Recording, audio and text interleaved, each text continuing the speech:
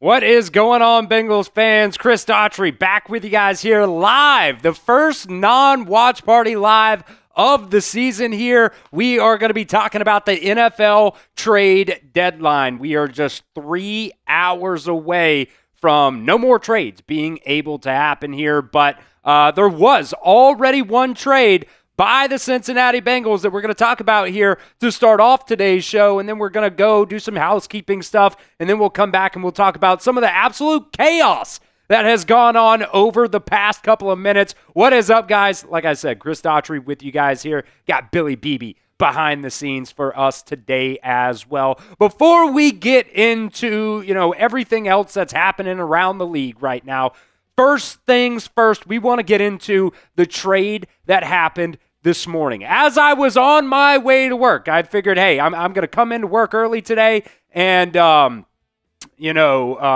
get ready, make sure we're all good to go here. And, at 7:15, 7:20, something like that this morning, the Bengals ended up trading away Logan Wilson. Excuse me, got a little scratch in my throat there. Trading away Logan Wilson to the Dallas Cowboys for a 2026 7th round pick. It really doesn't surprise me that the only thing you got for Logan Wilson was the 7th round pick at the end of the day.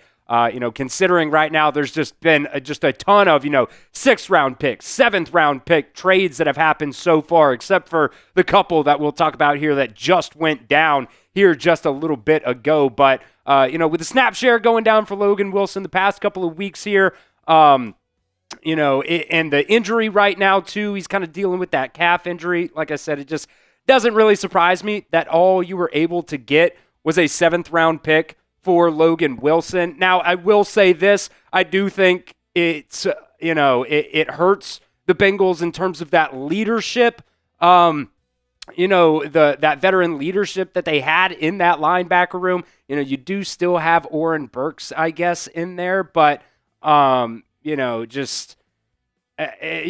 Wilson knows what it is. This is what I keep saying. Logan Wilson knows what it is to be a part of the Cincinnati Bengals. He knows what the culture is like here in Cincinnati. And, when you're talking about some of those younger guys like Barrett Carter, like Demetrius Knight, they need an older guy to kind of, lead on, help them out a little bit here. And, I just think trading Logan Wilson away doesn't really help the Bengals by any means, but hey, I am also of the mindset that, the season's done right now. You're 3-6. You just came off of 2 just very embarrassing, heartbreaking types of losses here. So we'll see if the Bengals actually end up being buyers or sellers here at the trade deadline. Obviously, Logan Wilson did put in that trade request, so they did end up honoring it there.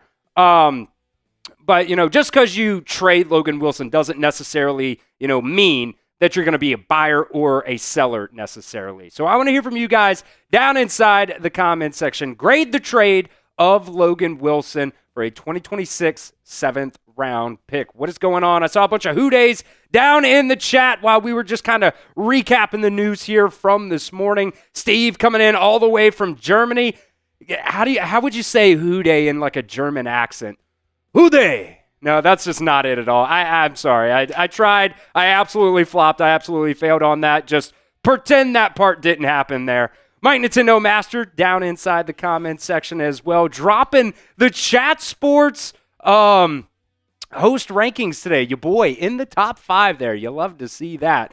Derek's, he actually voted at the pinned comment if the Bengals will trade Trey Hendrickson today. He accidentally voted yes, and he wanted it to be known that it was an accident that he voted yes on that there. Let's see what else we got in here. Down inside the comments. Let's see. Sky Warriors said they tested for Minkah Fitzpatrick on Snapchat.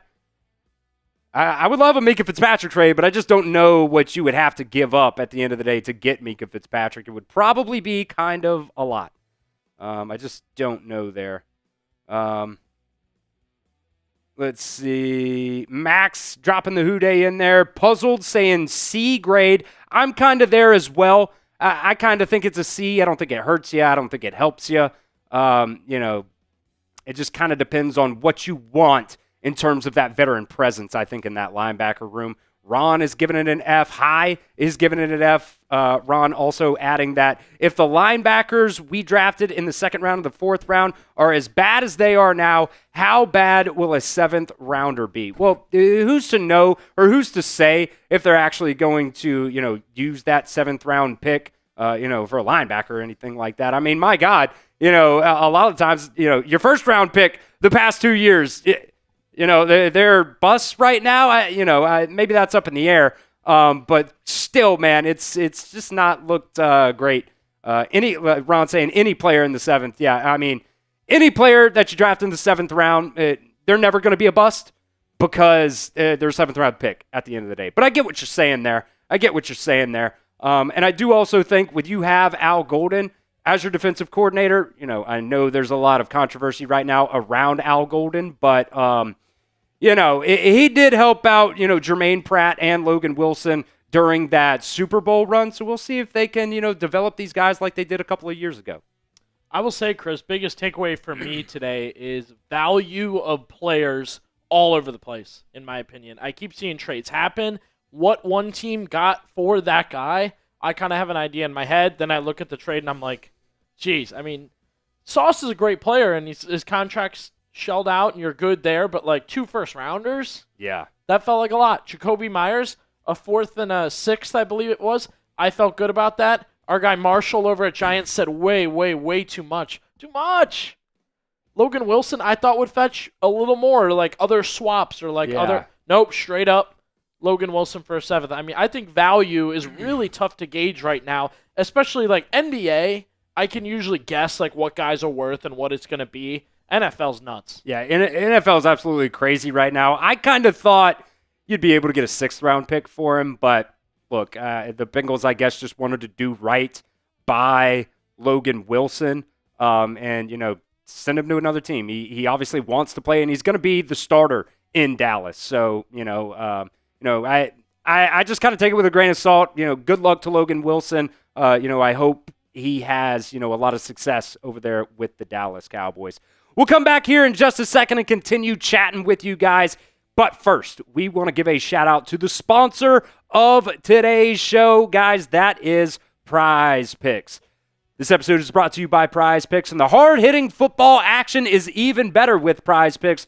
The weather might be changing right now, but the feeling of being right never gets old. So keep the season rolling on Prize Picks by getting $50 instantly in lineups when you play your first $5 lineup. Prize Picks, by the way, is the only app that offers stacks, meaning that you can pick the same player up to 3 times in the same lineup. You want more than on Josh Allen passing yards, rush yards, and touchdowns? Well, now you can pick all of them in the same lineup only on Prize Picks. This is what we've got cooked up for the Thursday night slate of games here. This is a great example, by the way. We're going with this one this week of the of stacks from Prize Picks, going with Bo Nix for this one, more than passing yards at 215.5, and also going with the more than on both receiving yards and receptions for Brock Bowers. With the trade now of Jakobi Meyers, Brock Bowers might end up having like 15 total receptions in this game on Thursday night. So that one would be a really, really good stat projection that you guys could play there. Right now, by the way, on Prize Picks, how you play is up to you. If you want flexibility, choose the flex play where you can get paid even if one of your picks misses. When I do Prize Picks, that's the one I like to do because I'm not always the best at, picking player stat projections and stuff like that. So I add in that extra cushion just in case one of my picks misses. But if you guys want the biggest payout, go for the power play. Now, no matter your play, Prize Picks is a great way to put your takes to the test. So download the Prize Picks app today and use promo code CLNS to get $50 in lineups after you play your first $5 lineup. That's promo code CLNS to get $50 in lineups after you play your first $5 lineup. That link, by the way, down in the description of today's show. We'll also make sure to get it down in the comments section in the live chat of today's show as well. Prize Picks, it's good to be right. All right, we will get to this $10 super chat from the Sky Warrior here in just a second. And you can see what you get right there. That punishment wheel spin. We did that the other day on our live show, and you guys seem to really, oh, dude, Jesus, excuse me. You guys seem to really enjoy that. So we're going to bring it back today. The Red Bull got to me on that one right in the middle of a sentence there. So at the end of today's show, by the way, we are going to do a live mailbag. We're going to do a couple cuts at the end of today's show after the trade deadline ends up, coming and going here for us. So get those super chats in. Doesn't matter if it's 99 cents or whatever it ends up being there. We will get those questions, comments, concerns, whatever it is, down in our mailbag segment today. $5 super chat. We are going to be giving away a Bengals pennant flag for our November raffle here. So a good opportunity to be one of the first ones to get in to that Bengals pennant raffle for the month of November. That's for $5 super chat, $10 super chat. We will spin the punishment wheel, and the $20 beer bongs are back, folks. I said F it. Look, it's going to be a wild day. We're going to have a lot of fun. The audience might be a little bit lower than what we normally might have during a watch party here. So I figured, heck, why not bring back the $20 beer bongs? And for a $50 super chat, guys, we're going to do the jungle bongs here on today's show. So got the beer bong ready. You'll go on the beer bong of honor, trying to go around all the way, trying to get that second one all the way around. I think we're about halfway there on the second row right now. So you'll get a sticker with your initials on there on the beer bong of honor. We got some Happy Dads. We got some Cincy Light Limes in there.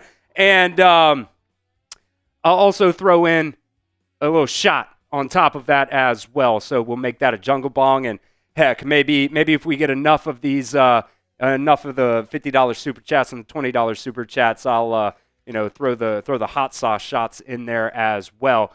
But that is today's super chat menu. Get in on that Bengals pennant flag raffle here for the month of November. Plus, this is it's been kind of a tough year so far as a Bengals fan. So, the theme of our super chat menu has been the punishment wheel. So, Sky Warrior right now coming in with our first super chat of the day. We will spin the punishment wheel here for the Sky Warrior. It's anything from, we got the coffee beans right here. We got the hot sauce shots.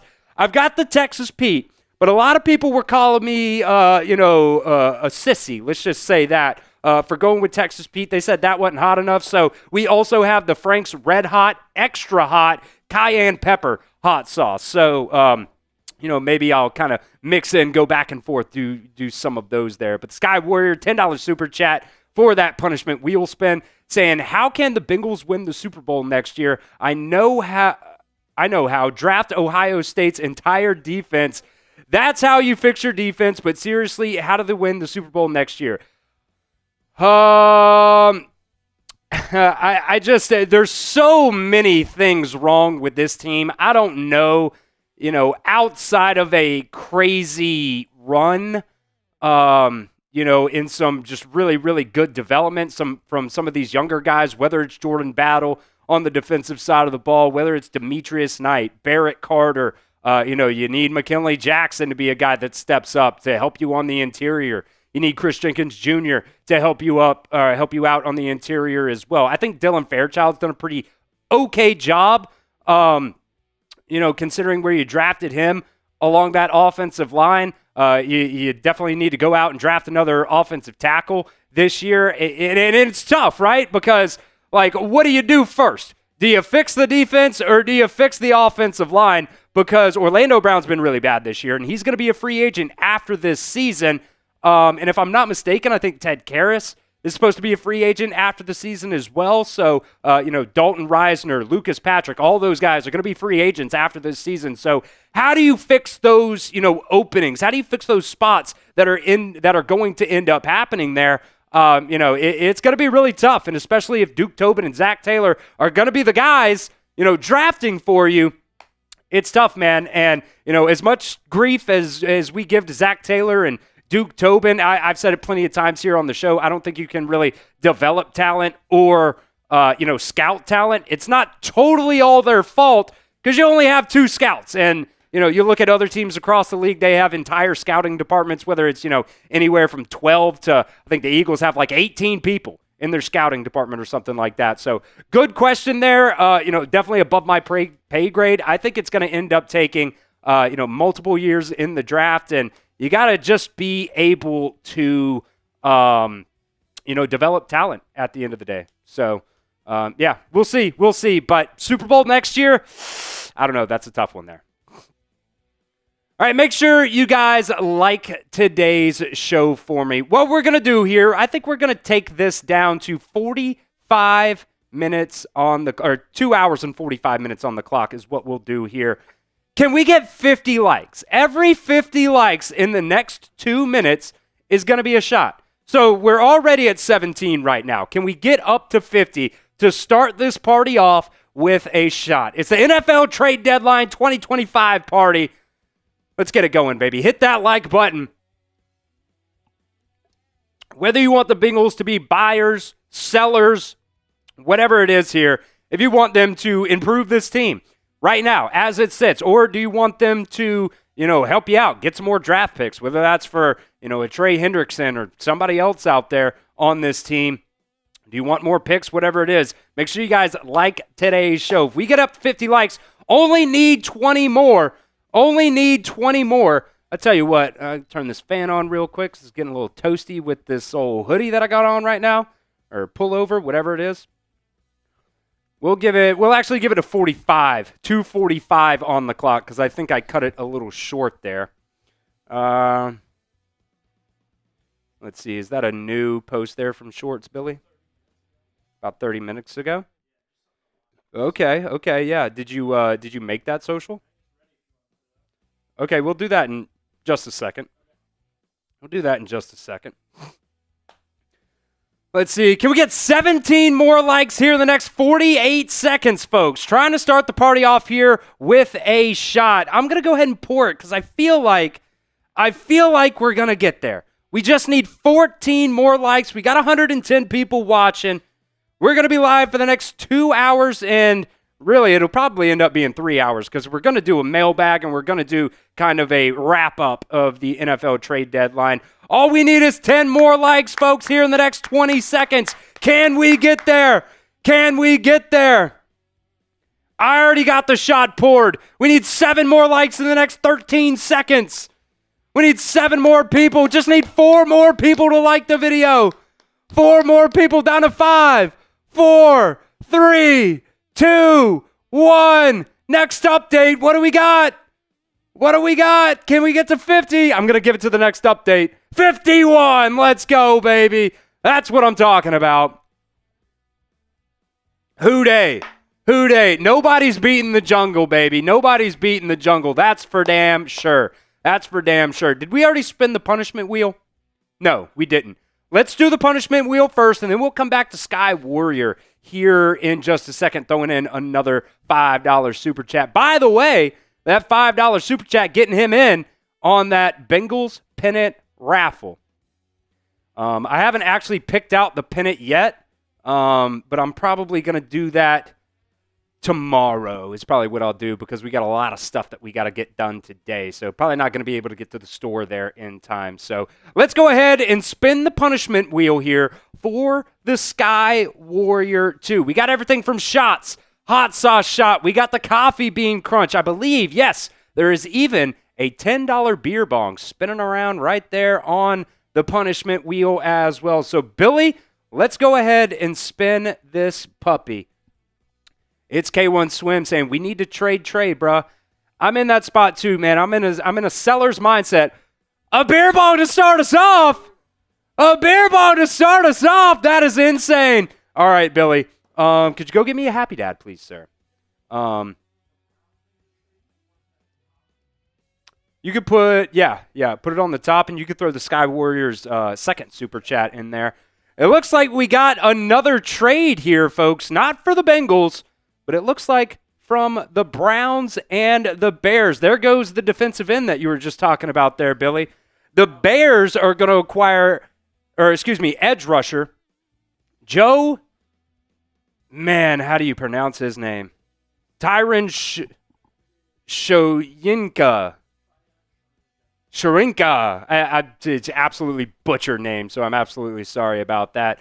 and a 7th-round pick for a 6th-round pick. So not the biggest trade there at the end of the day. But, Billy, just a second ago, we were talking about Jordan Schultz put a tweet out that said that the Bears were aggressively going out and trying to acquire an edge rusher. We thought maybe that could be a Trey Hendrickson-type trade there.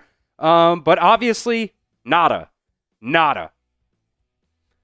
All right, so the Sky Warrior coming in with that $10 punishment wheel, which there's only one beer bong on there, but it landed on it. So that's what we're going to be ripping here, folks. We got a Lemon Lime Happy Dad to start us off. We've also got some of these Cincy Lime Lights, but we'll probably hold off on those a little bit just because they're very, very bubbly. They're very bubbly. They taste amazing. Yeah, Derek said, going to trade your best defensive player on a defense that stinks. That's the thing, though. Like, I personally am of the mindset that you should not build around Trey Hendrickson when at the very max you're going to have him one more year if you end up, tagging him. If you could get a first-round pick for him, or, we had some technical difficulties earlier on the Cowboys channel, so I had to step in for them for just a little bit. And there was somebody that actually said, how about Trevon Diggs and a 2nd-round pick, send it to the Bengals for Trey Hendrickson? That might help out your cornerback need a little bit. Trevon Diggs kind of been wishy-washy, up and down the past 2 years. But, I think he's probably better than CTB. And you also get a 2nd-round pick in return. That might be worth it. That might be worth it. Sky Warrior, by the way, what's up? I was into that trade. Not going to lie. Sky Warrior 2 with that other $5 super chat saying, would the 21st best defense win the Super Bowl with the number 1 offense? I just think no. I think you got to be top 10 at the very, very minimum. Top 10 at the minimum. Here's the beer bong, by the way. We'll come back to this here in just a second, though.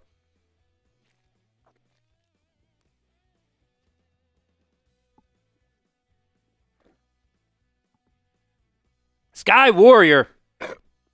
Getting a half-price beer bong there. That's what we like to see. Let me make sure I get you as well before I forget, because I am kind of forgetful sometimes. Make sure to get you in here to our Bengals pennant raffle. Sky Warrior 2? Yes, sir. The Sky Warrior. I've been saying it for the past couple of days now. When you're talking about the AFC North, you think about really, really good defenses, and the Bengals defense just has not been that in a long time.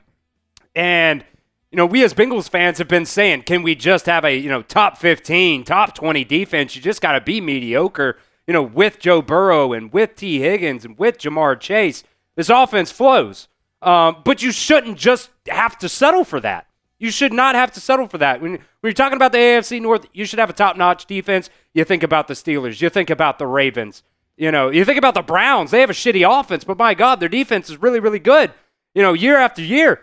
Why can't you have that as well? I don't think you should settle for, less than a top 15, top 20 type of defense, or top 10 type of defense. Chris, I think we know famously teams that have bad offenses but great defenses that won the Super Bowl. Real quick, found stats for you. The worst defenses to win a Super Bowl going back, I would say probably this century. The 2011 Giants were 25th.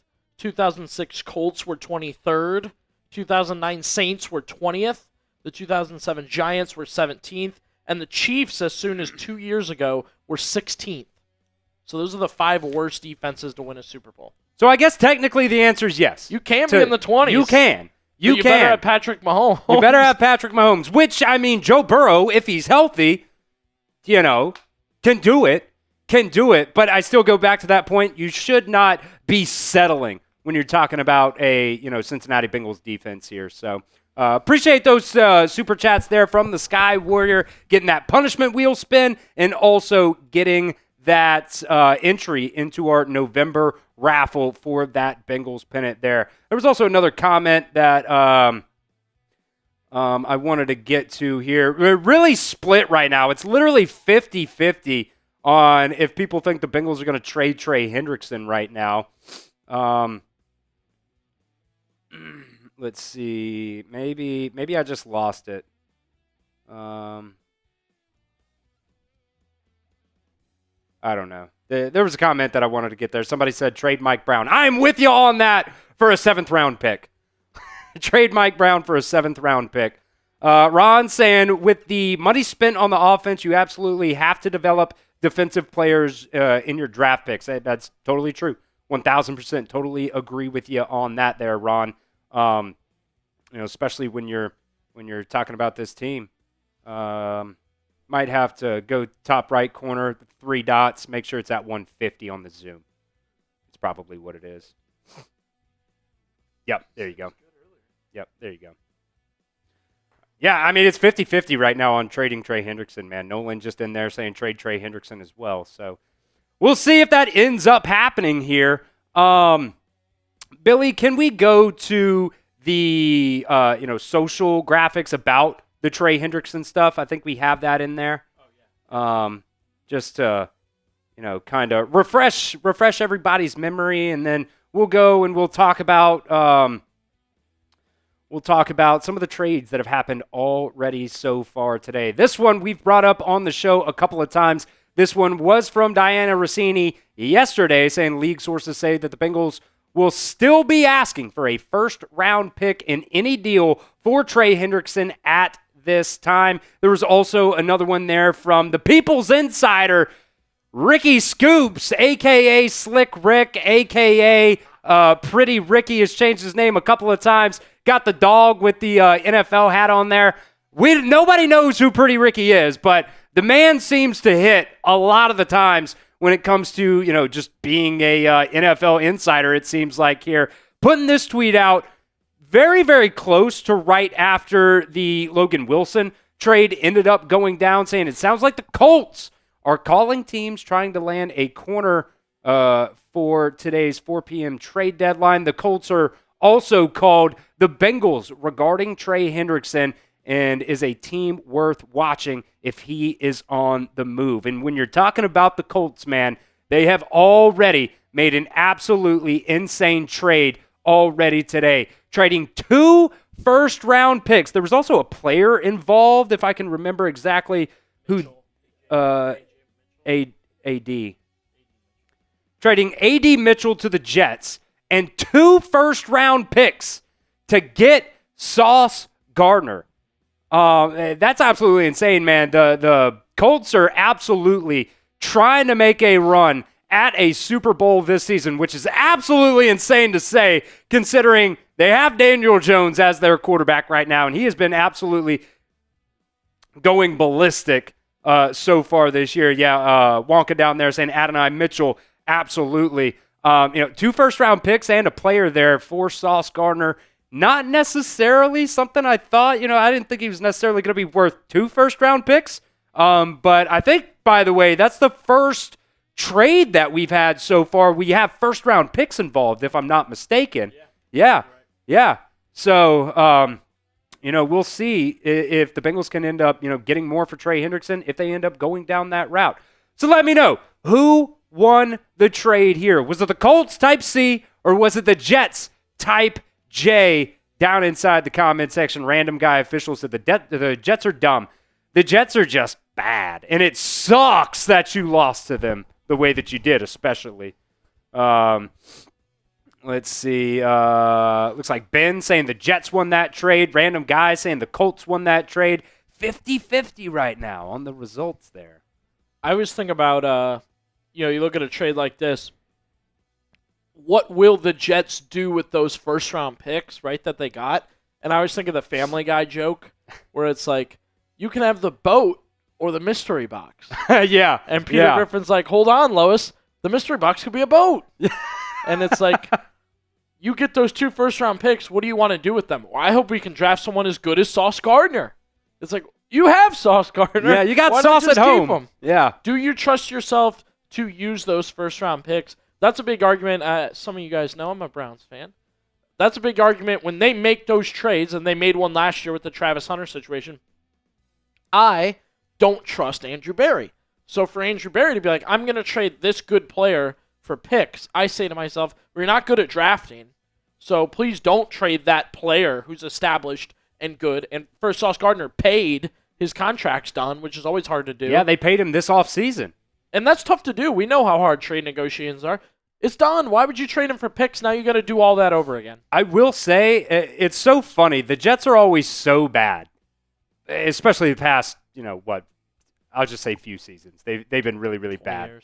But they always seem to have really, really good off seasons. Like, they draft pretty well, it seems like. I liked their offseason. And then they sign in free agency. They do everything that you want the Bengals to be able to do.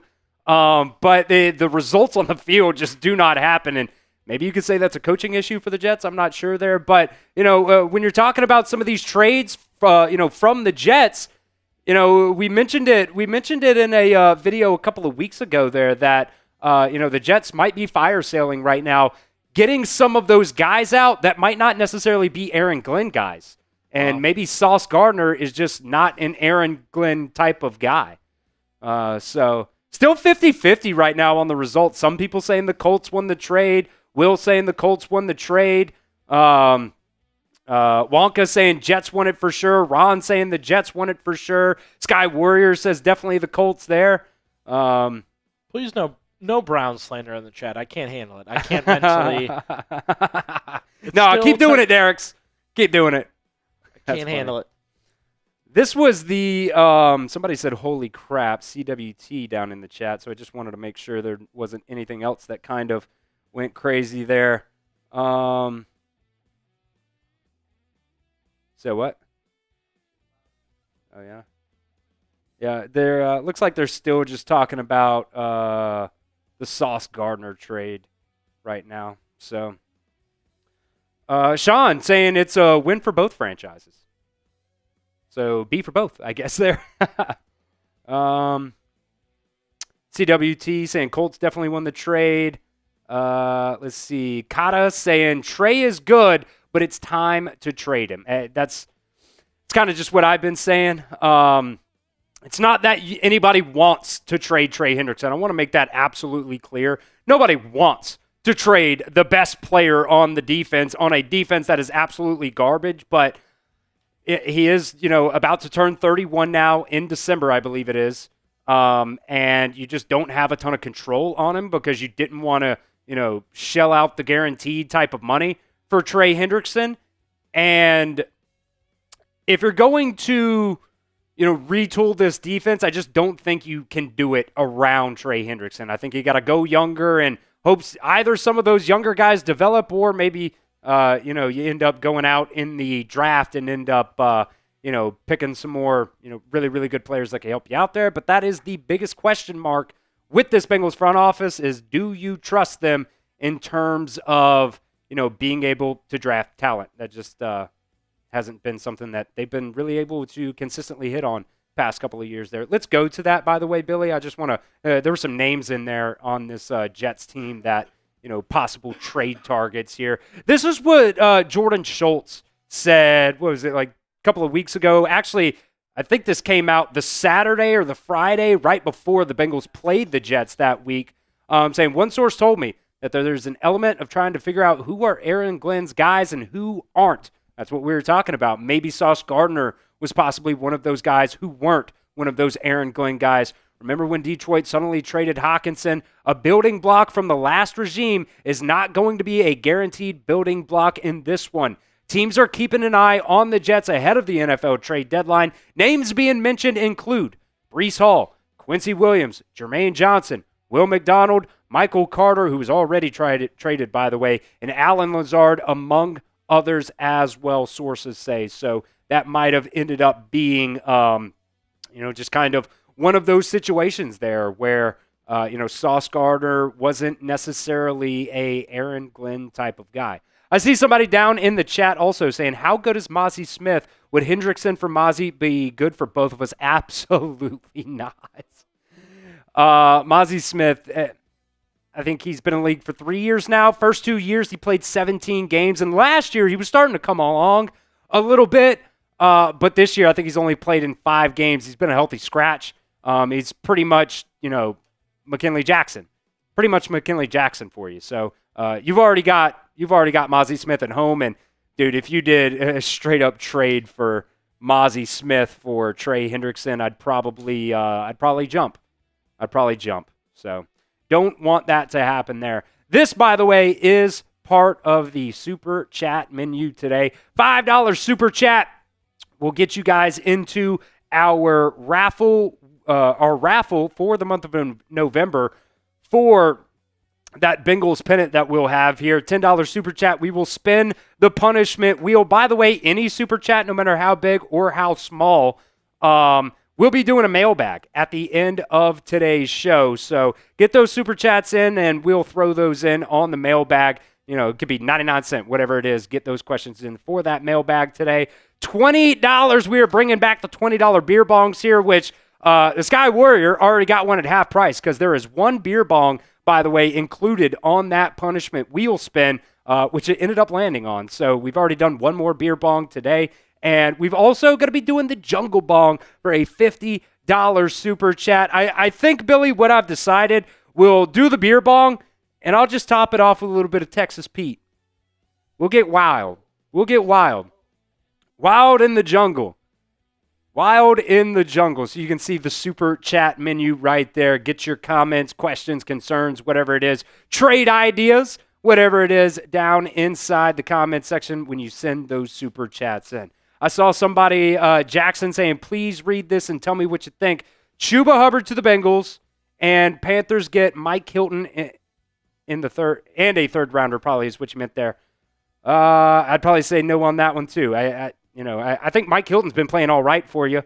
I don't necessarily want to trade, unless you're blowing everything up. I don't necessarily think Chuba Hubbard is that big of an upgrade over Mike Hilton right now. So maybe CTB? But I'm not sure.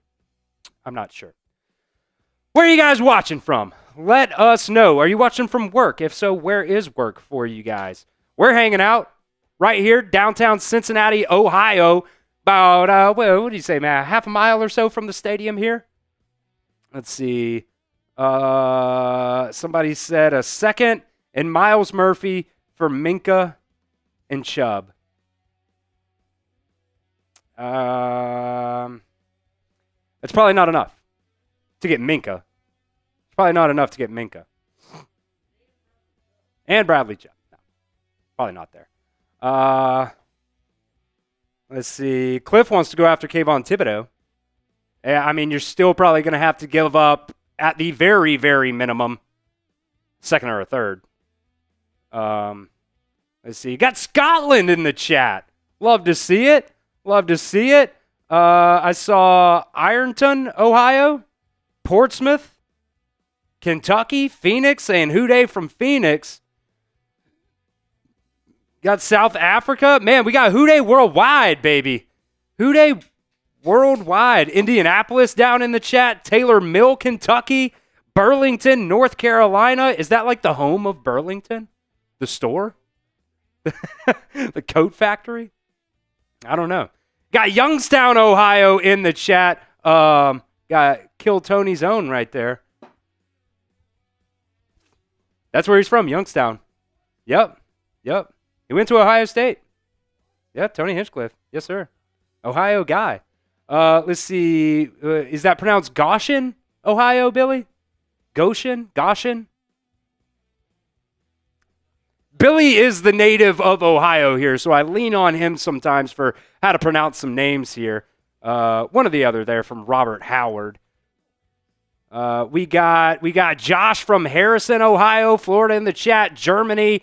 Let's see. Westish is from Phoenix. Duke Tobin rumors. I have not seen Duke Tobin rumors. Have you seen Duke Tobin rumors, Billy?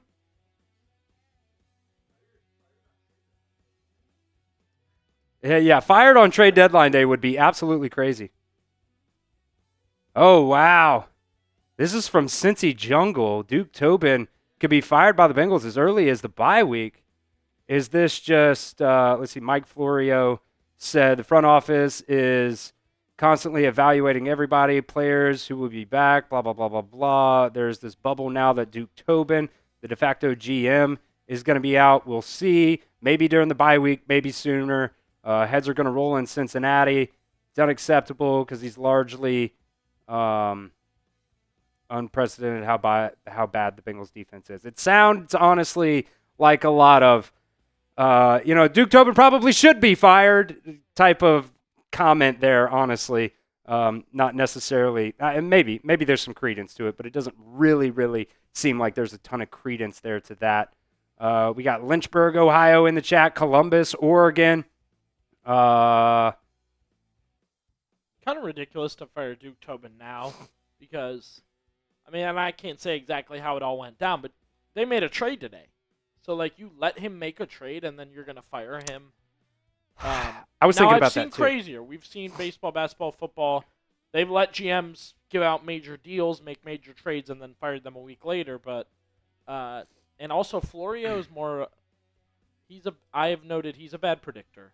So yeah, I've always noted him as he's an analyst and an expert, but he's bad at predicting stuff.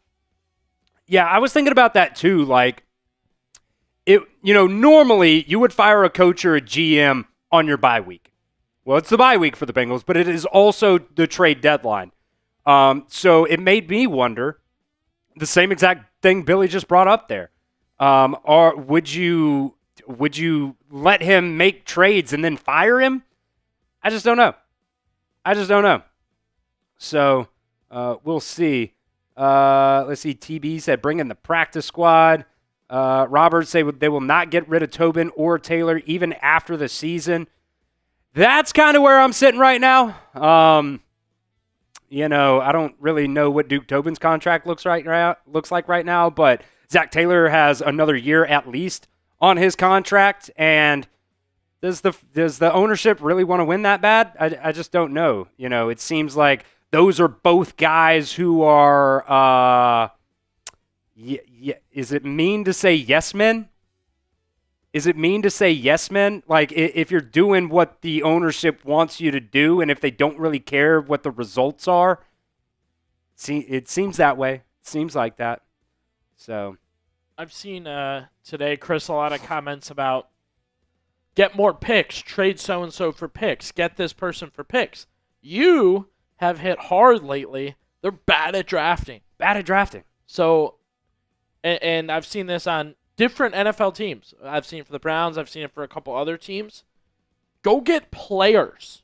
If you don't have a good team and you have a bad track record of drafting, go get players, right? The Cowboys, a lot of people are hating on the Cowboys, but they just said, you know what? We need a linebacker. We can't seem to find a good linebacker.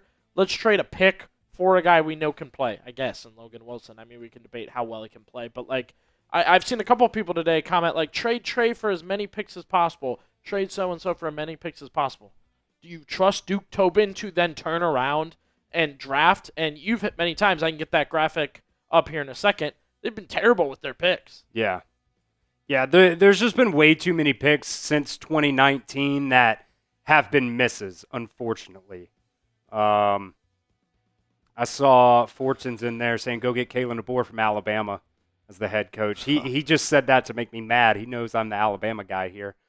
And just to add on top of that, Ryan Grubb is Alabama's offensive coordinator this year. He was the offensive coordinator last year for the Seattle Seahawks. They got 1 year out of him, and then they ended up firing him. So I don't know. The offense definitely works there in college. But one thing Ryan Grubb said about his time at Seattle was, he likes coaching in college because there's at least one guy on the field that you can find and you can take advantage of that matchup and kind of match somebody up with them and, take advantage of that, all game long, all year long, whatever it is, going throughout the season. But in the NFL, everybody's better than college guys. So it's harder to take advantage of those matchups. So I don't necessarily know if that would be the best fit there. I don't know. Maybe I'm coping there. It definitely could be, but let's see.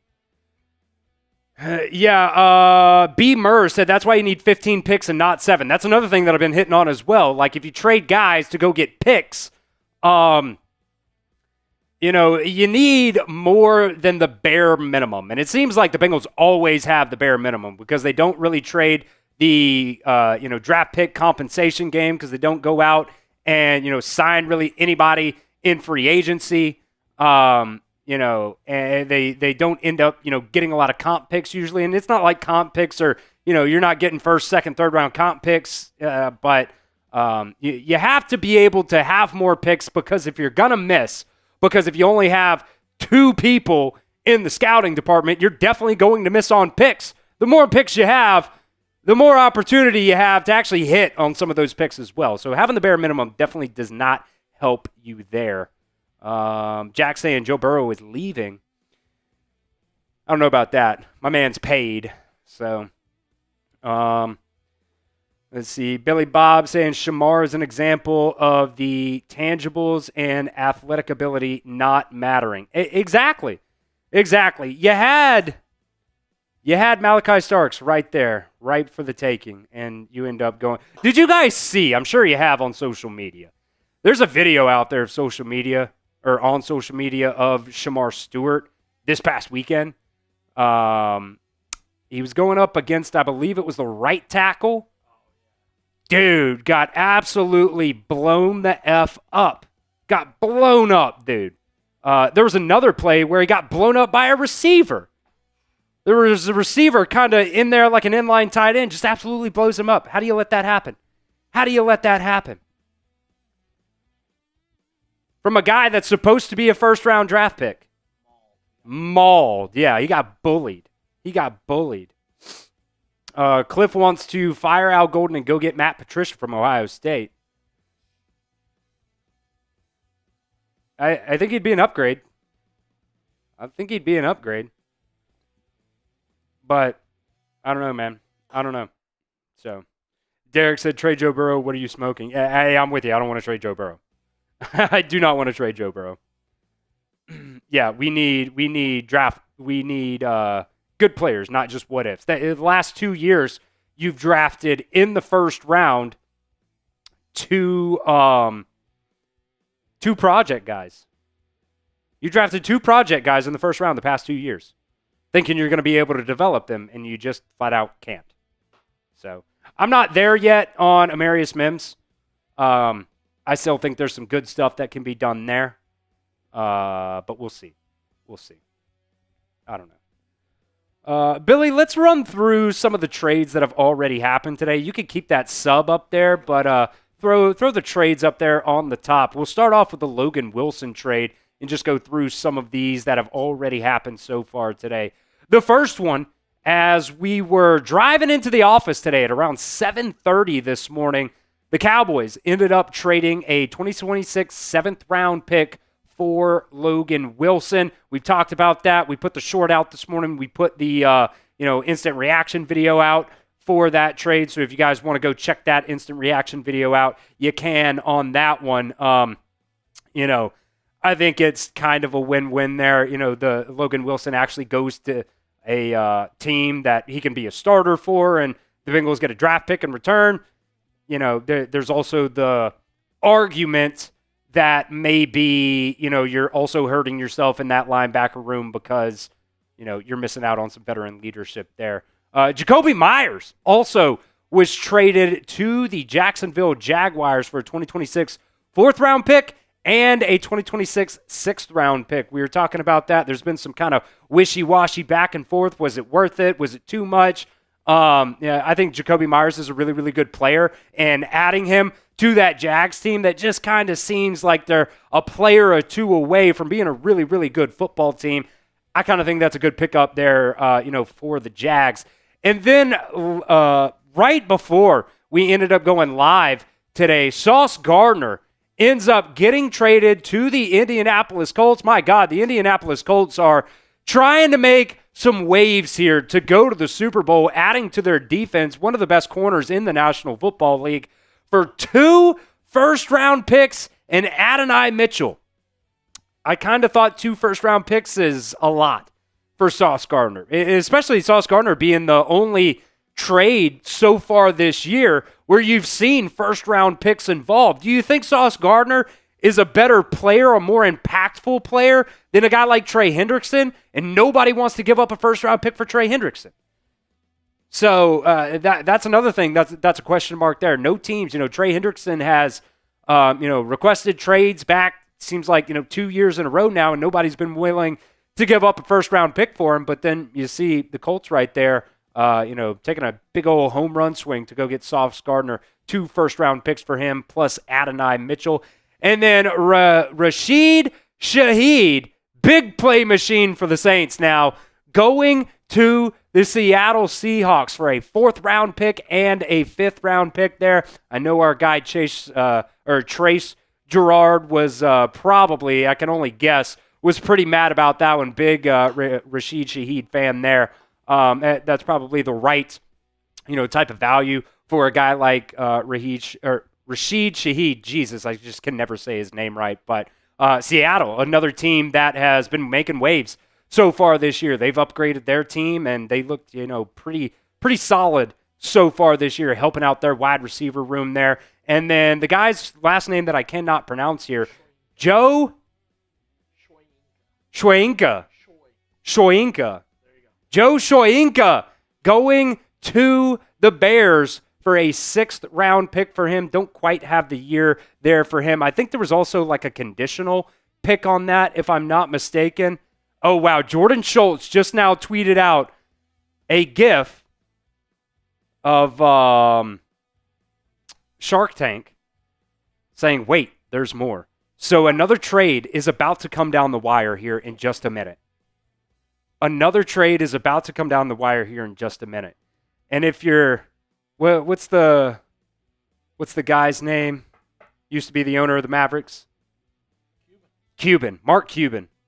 It's him saying, wait, there's more. It's a GIF of him. So I don't know, man. That seems like something big might be coming down the wire here. We will end up seeing what happens there. Let's see. B. Murr says, no, leave my Buckeyes alone. That's funny. Steve also saying Marvin Lewis is GM and John Gruden as the head coach. I would be all in on that. Hey, John Gruden as the head coach. I tell you what, man, I was watching Zach Taylor's press conference yesterday. Absolutely pissed me off. It seems like it always does. Dude just has, how do I say this nicely? Soft boy energy. That's the nicest way I could say it. He was mad at Chase Brown for going off during the press conference. And to me, I wanted somebody to blow up. I am so tired of the press conferences, seeing these press conferences every single week. And, Jamar Chase, he's being the good teammate and everything like that, saying, don't quit asking me about the defense. I don't want them, coming at me about what I'm doing wrong and whatnot. But I wanted somebody to blow up. It's about that time. There needs to be some accountability on this Bengals team. And you know what? They had their damn defensive meeting the other day before that game, and it meant absolutely nothing. It was still a shit show this past week. So I'm glad somebody said something to the media out in the public. And it's not like he went out there and said, Jordan Battle's got to make a tackle. This guy's got to do better. That guy's got to do better. He didn't call anybody out, individually. He just said, we have to finish the effing game. And that is absolutely true. And then Zach Taylor comes out here the very next day in the press conference saying, I am, very disappointed in Chase Brown. I don't think that's going to happen again. And it seems like the team got that message because, they also asked,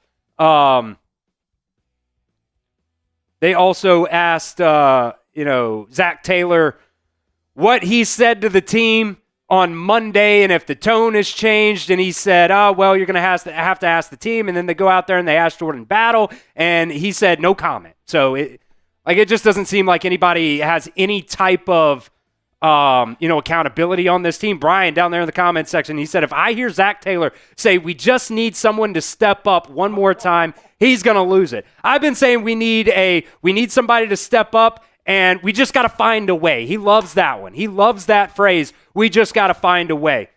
You've been looking. You have been looking for a way, and you still ain't found it yet. It's the hardest scavenger hunt that we have ever had. You just got to be able to find a way. Hey, you got to be able to go out there and draft some good players and find a new coach. Find a way to find a new coach. That's how I feel about that. So what's your confidence level in the Bengals? This could be the front office. This could be the coaching staff or the players on the field. Let us know what you guys think down inside the comment section here. Rascal's saying 3. Westish is saying 0. That was 0. So you can't put 0. Billy says you can't put 0. It's 1 to 10. It's 1 to 10. We got Ben in there saying 3. Derek saying 2. Oh, a Saban mention. Oh, no. TW. A Saban mention. Mentioning Saban there.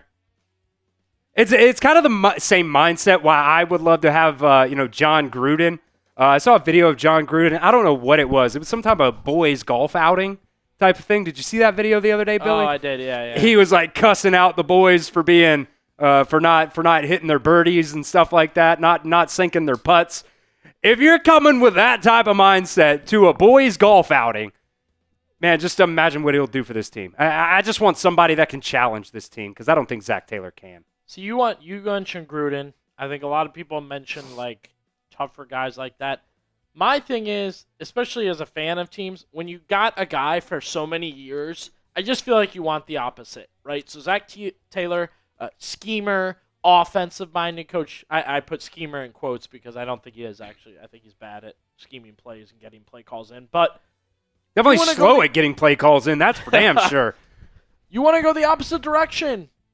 You want a Dan Campbell now, right? You want a Nick Saban. You want a mean mugging dude to take over this team and get them tough again. Because I get it. I'm just saying, this is what I would like too. If I had Zach Taylor or Kevin Stefanski for 6 years, and it's oh, he's an offensive genius. It's well, it's gotten us nowhere and our team sucks. So I want Dan Campbell, and then we can hire coordinators. I saw you were mentioning the Brian Flores thing with the Cowboys earlier. That's my theory. Head coach should be a leader, and then you can hire coordinators that are geniuses or whatever you want to call them. Yeah. That's where I think a team like the Bengals should go in the future. Get a leader of men and let him hire coordinators and go from there. Yeah. Yeah, that's another thing that I said in the office the other day here. I was I just don't think Zach Taylor's a leader of men. That might be mean. That might be mean. I just think he's their buddy. I think he's their buddy. That's it. I keep waiting for this other trade that's coming through, man. Jordan Schultz, just a couple of minutes ago, tweeted out a GIF saying, wait, there's more. Mark Cuban from Shark Tank tweeting it out. So we'll see what that could mean. We'll see what that can mean here in just a little bit. We are about 2 hours and 5 minutes away from the NFL trade deadline being over. But there's still a lot of time. There's still a lot of time. And we just got a $2 super chat coming in from DJ saying Brian Flores for head coach. I'd be all for it. You talk about a defensive mastermind. Now, there are some questions about his time at the Dolphins and, what happened there. At the end of the day, that was, 5 years ago? Maybe not quite that long. It was a few years ago, but I'm past that at that point. I just want somebody that can help this defense. And, when you have Joe Burrow and you have T. Higgins and you have Jamar Chase and, your tight end room is really, really good too. Whether it's Noah Fant, I know Mike Gesicki's been out, but your tight end room is really, really good too. So, you've got a really good offense. You could help yourself out on the offensive line a little bit there, but got to have somebody that can help you scheme a little bit something on the defensive side of the ball. Because that's another thing I don't think Al Golden does a very good job at is, scheming up run stunts, scheming up blitzes. Blitzes aren't the end-all, be-all here, because you've seen, Jordan Battle a couple of weeks ago against the Jets. He's coming on a blitz. He's free, trying to make the sack there, and he just pulls up. You can scheme up all the blitzes you want, but unless you finish the play, it just doesn't really matter there. So I'm with you there. I'd be all for Brian Flores coming in, being the head coach here of this Bengals team. But at the end of the day, I just do not see a world right now. Maybe I'm wrong. Could totally be wrong. But I just don't see a world right now where the Bengals ended up firing Zach Taylor. So I'm with you there, DJ. Totally with you on that one. Let's see what else we got here in the chat. By the way, DJ will also be part of our mailbag later on today, so get those super chats in. Ben saying, what do you use to see trades? Twitter, X. Let's see. Still tweeting out Sauce Gardner stuff, man. They're still tweeting out Sauce Gardner stuff. What did I say, DJ? Oh, I'm an idiot. Sorry. My bad there, JD. My bad, JD. Yeah, Tom saying the Bengals want a first for Trey. Hey, I think if you got a... They gave up a third for... What? Okay. You're good. For Phillips. They gave up a third for Phillips. I should be able to get a first for Trey Hendrickson, especially right now, two minutes before the trade deadline. We'll see. What's up, Billy? Yeah, I just saw another comment. I've seen this during multiple watch parties. It's not a debate. Ohio State's defense would absolutely be 100% better than the Bengals. 100%. That's always a really big debate. Every Sunday, it's a debate. And especially like now without Hendrickson, like he's been hurt, absolutely Ohio State's defense would be better. I would not doubt it. You're not saying that they would necessarily win you the game, but you're saying that they're better. If you had the Ohio State defense instead of the Bengals defense, you'd won these last two games. Guaranteed. I'll stay out of that. I've seen this too many times. Many times. Yeah. Billy's really passionate about that. We talked about that here in the office here. I don't know, man. It's a fun conversation to have there. Make sure you guys drop a like, by the way, on today's show. Going up against Joey Peterson and the Ravens rundown here. We are about 30 likes away from catching them right now. So make sure you guys like today's show. Once we hit 100, man, we're 5 away. We're 5 likes away from hitting 100. Once we do that, I'll take another shot here. And then after that, we will get to this $5 super chat from TW. But like today's video, folks, let's see. Look. We're tied right now with the Ravens in the AFC North. Can we beat them off the field? There's 100 likes. Appreciate that. There's 100. Can we catch them, though? We're at 115 right now. We're just a couple of likes away from catching Ravens rundown. Couple of people said 100%, 1,000% agree with you there, Billy. So it's about the truth. It's so bad. This Bengals, I was saying it when I was over on the Cowboys channel earlier today. I feel like the Cowboys and the Bengals are going back and forth trying to see who ends up being the worst defense in the league. They're just both awful.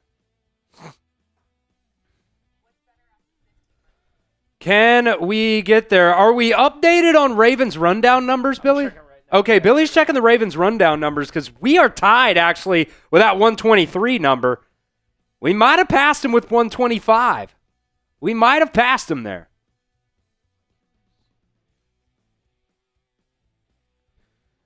Spotter said, if you trade Joe Burrow, Chase leaves, T leaves, it would literally be Jover.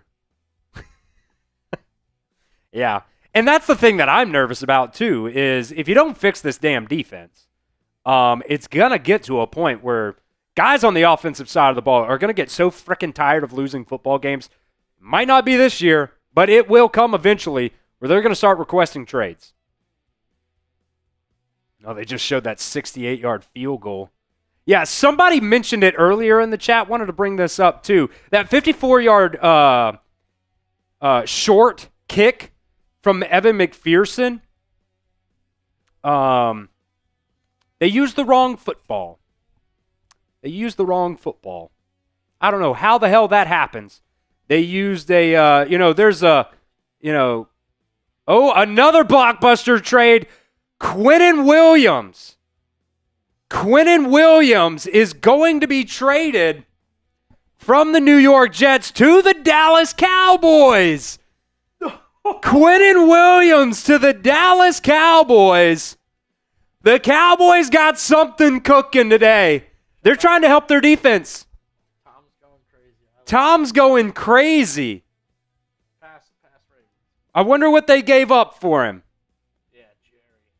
I wonder what they gave up for him. Another player that the Jets paid, by the way, that they're going to trade away, which, by the way, a week ago, the Jets said that they were not interested in trading Quinnen Williams. And we saw some people asking about Quinnen Williams this past week as well. I just said the Bengals would never do it with the contract. Oh, we got a lot of updates here. Expect this to be a Cowboys first-round pick rather than the Packers first-round pick. I guess it doesn't really matter there. The Cowboys did have that extra first-round pick from the Micah Parsons trade, which I think that actually might have been the 2027 pick. So if it's the Cowboys pick, it's a 2026. But some of those details still rolling in here. Jaire Jones making some swings today, man. I guess kind of infield single on the Logan Wilson trade. And then, because I do think that helps their defense. I definitely do with DeMarvion Overshown being back. But Quinnen Williams absolutely helps their defense. So let's get that on screen here with the who won, Billy. I want to hear from you guys down inside the comments. Who won this Quinnen Williams trade? I guess technically we don't know what the...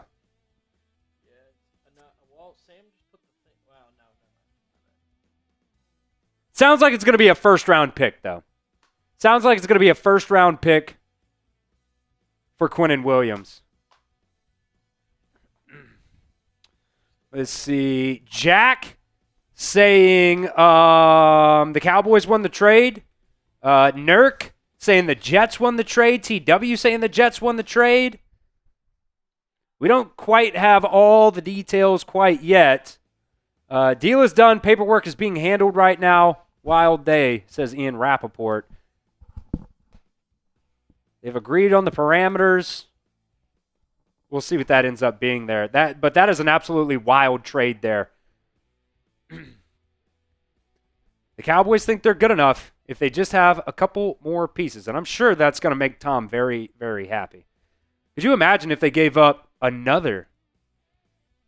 I thought he'd be louder in there. I thought he would be louder than that.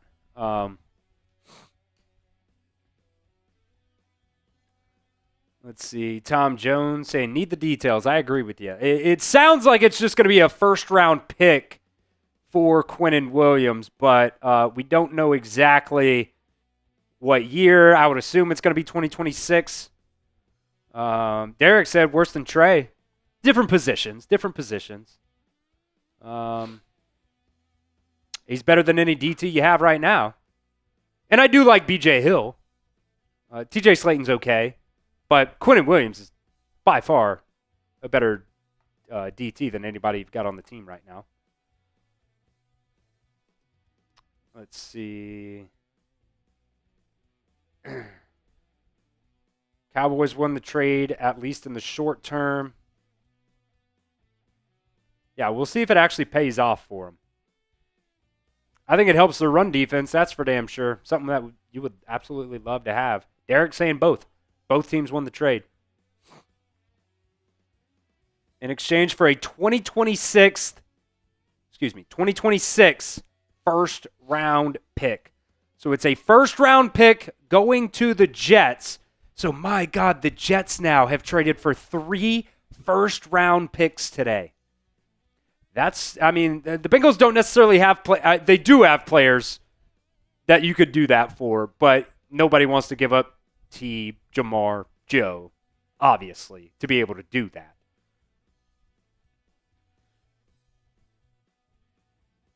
That's wild for the Jets, though, man. They are going for it. They are unleashing the beast here. Absolutely insane. All right, Billy, we got to get to our next read here. And then we'll come back to the super chat menu, and then we'll go through maybe talking about, some possible targets or trade candidates for the Bengals here in just a little bit. But first, we want to give a shout out to the sponsor of today's show, guys. That is Prize Picks. The hard-hitting football action is even better with Prize Picks, and the weather might be changing right now, but the feeling of being right never gets old. So keep the season rolling on Prize Picks by getting $50 instantly in lineups when you play your first $5. Prize Picks, by the way, is the only app that offers stacks, meaning that you can pick the same player up to 3 times in the same lineup. You want more than on Josh Allen passing yards, rush yards, and touchdowns? Now you can pick all of them in the same lineup only on Prize Picks. Right here is a very, very good example of a stack. Brock Bowers, more than receiving yards at 58.5, but also more than 5.5 receptions. And it seems like now with that Jakobi Meyers trade, I'm sure the targets for Brock Bowers are just going to go up, up, up. By the way, this is the Thursday night game between the Denver Broncos and the Las Vegas Raiders. Also going to go with Bo Nix, more than passing yards at 215.5. Personally, guys, I really do like using the flex play when I go with Prize Picks. How you play is up to you. If you want flexibility, choose the flex play where you can get paid even if one of your picks does not hit. But if you want the biggest payout, go with the power play. I really only ever do that if I know for a fact those stat projections are going to hit. But I do like doing that because you do get bigger payouts. No matter how you play, Prize Picks is a great way to put your takes to the test. So download the Prize Picks app today and use promo code CLNS to get $50 in lineups after you play your first $5 lineup. That's promo code CLNS to get $50 in lineups after you play your first $5 lineup. That link is going to be down in the description of today's show. It's also going to be down in the live chat of today's video as well. We appreciate Prize Picks for being the sponsor of our live show today. Prize Picks, it's good to be right. All right, this is the super chat menu. Do we have another super chat that we might have missed here, Billy, as well? Maybe I'm tripping, but I thought there was another one. From TW coming in here as well that we'll get to. That's also going to be an entry, by the way, into our November raffle. Any super chat today, by the way. We're going to be doing a mailbag at the end of today's show, so get those super chats in, whether it's 99 cents, $5, whatever it is there, $10 to spin the punishment wheel here. $5 super chat gets you in on that Bengals pennant raffle for the month of November. We'll give it away here at the end of the month. That'll probably end up being the Thanksgiving game where we end up giving that away there because we will be live for that Thanksgiving Day game. Also, $10 super chat. We will spin the punishment wheel today. That's anything from, got a beer bong we already did today.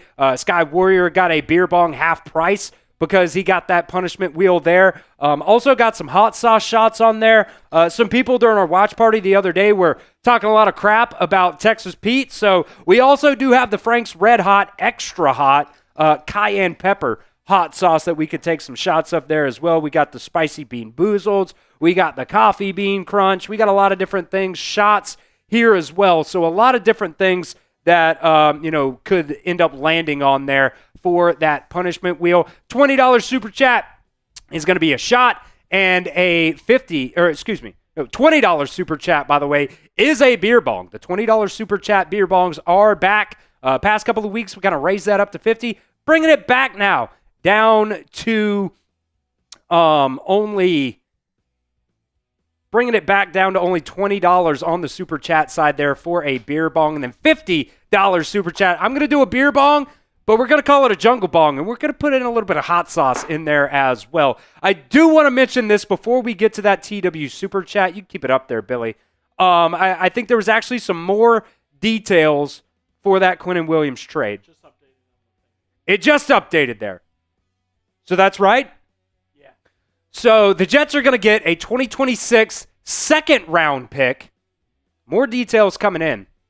And then a future first-round pick. So that's probably that 2027 first-round pick that they got from the Green Bay Packers to end up getting trading away Micah Parsons there. So you can let us know now. That's the updated picks there. Who ended up winning that trade there? Do want to get to this $5 super chat, then we'll come back and discuss that Quinnen Williams trade here in just a second. $5 super chat gets TW into that Bengals pennant raffle. Make sure I make sure to get that in here real quick. TW saying, love Joe Burrow, but I think it's time that we trade Joe Burrow. He is a cap space liability, especially being hurt. It's time to rebuild. We could get a lot to unpack there. And I know no matter which way I go, somebody's going to get mad here. I hear you on all fronts. Cap space wise, if you just absolutely traded everybody away, I still don't know if you get, top 2 pick in the draft. And I think really you need a top 5, top 3 even pick in the draft to really get a decent quarterback. And even then, it's like, hitting on quarterbacks sometimes is kind of a hit or miss game a lot of the times. You hit on Joe Burrow. He's a phenomenal quarterback when he is in there. I hear you on the cap space liability thing. A lot of people talk about, I think the Bengals are like number 4 or something like that in terms of cap space on the offensive side of the football, and then they're like number 24 or something, I think is what I saw the other day on the defensive side of the football in terms of cap space. I don't know, man. It would be very, very tough. Yeah, I definitely think you could get a lot, but trading him would make a lot of people mad. That's definitely for sure. So I definitely hear what you're saying there, TW, and I don't disagree with you. I think you got good points. And you could get a lot. I think that would make a lot of people mad, though. I do see a lot of disagreements down in the chat, so I don't want to say this is all Bengals fans. And I do agree, Burrow's clearly outed himself as an injury-prone guy. Seems like once a year he's dealing with something. I think it's 3 out of the 6 years he's had a season-ending injury, and that's if this one ends up being season-ending. However, I will note, probably the number one complaint by Bengals fans is your owner doesn't pay anyone. He paid him. You paid a guy, a franchise guy. So let's not do the we're spending too much money on this guy. Chris has got something here. What's happening?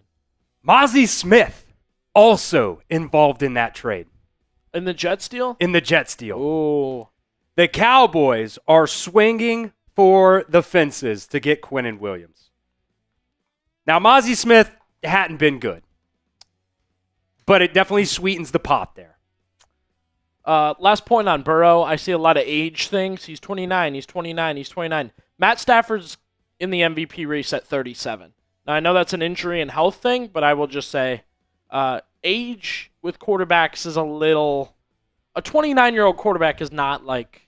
I mean, Joe Flacco's 41. He just put up a season or a career high, I see a lot of people saying, like, he's 29. He's 20. It's like he's probably got 10 years left in the NFL, most likely. Yeah. Yeah, as long as he stays relatively healthy. I wouldn't gauge age as a reason to trade Joe Burrow. Yeah. That's insane, man. Mazi Smith. Let's see. So the latest tweet here from Ian Rappaport. Jets are getting a second-rounder, a first-rounder from the Cowboys next year. So a 2027 first-round pick from the Cowboys. Mazi Smith for Quinnen Williams. That's a haul for the Jets. That's a haul for the Jets, man. Yeah, I knew people were going to be very back and forth about the Joe Burrow trade stuff, so I didn't necessarily... I took the coward's way out. I didn't want to take a stance. But I hear what you're saying there, though, TW. Let's see. Mr. Charnock also put in a 99-cent super chat on top of this $1.99 super chat, saying the Bengals moves, buying or selling. Right now, it seems like they're doing nothing. I think, obviously they traded Logan Wilson this morning, but I'm not going to say that's one or the other. I think that's just moving Logan Wilson. I wouldn't consider that buying or selling. You got to do more than that to be considered selling. You got to do what the Jets are doing right now to be considered a seller, in my opinion. That should, by the way, be like the first weigh-in up top, watch party weigh-in. I don't think they're doing either. Now, that would definitely change. That would definitely change if they ended up trading Trey Hendrickson today. But we'll see. I think it should be like the first one. Or not the first one, but the first, like, maybe I switched it. Yeah, it should be row 22. What will the Bengals do today? Kyrie said we should be selling. That's where I'm at. That's where I'm at. It should be right on top of will the Bengals make another trade? Row 22. All right, just go to the other one. That's fine. Because that one doesn't look great there. All the Bengals have done is unload his contract. That's all. You think the Bengals draft mid-round quarterback in case Burrow gets hurt again? I don't know. According to Zach Taylor, they have confidence in everybody on the team, and then that includes Jake Browning, which, if we're all being honest with ourselves, nobody has confidence in Jake Browning anymore. I want to hear from you guys down inside the comments, though. Will the Bengals make another trade today? It could be anybody. That could be McKinley Jackson. That could be Cam Taylor-Britt. It could be Trey Hendrickson. It could be Jamar Chase. No, I'm probably kidding on that one. I think T. Higgins would be the easier one to trade. If you're going to trade Jamar or T, I think T would be the easier one to trade. That's just why I keep saying his name. Derek said we could trade Jake Browning.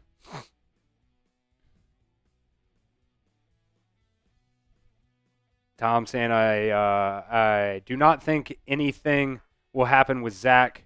He's good with everything. I agree. Random guy says trade for Jeffrey Simmons. That would definitely be an upgrade. I think the contract with him might be a little bit of an issue for the Bengals. That's always the issue, is the contract's like always an issue for the Bengals because they have absolutely no idea how to make deals. You know, you see some of these other teams out here, you know, making deals with teams, and you know sometimes the player has to be involved with it as well. You know, that Kyle Duggar trade, one of the issues with trading Kyle Duggar was his contract was kind of an issue for teams. I think he was having to make like $14 million or $25 million over the next 2 years. The Steelers said, nah, we're not going to do that. We'll just null and void the last 2 years there. The Patriots took on like $5 million of his $9 million that he was going to make this year, and he's going to be a free agent after this season. So there's things that you can do. You can restructure contracts. You can, you know, turn some of that cap hit into a, you know, type of bonus type of things, whatever it is there. But the Bengals don't know how to do that apparently.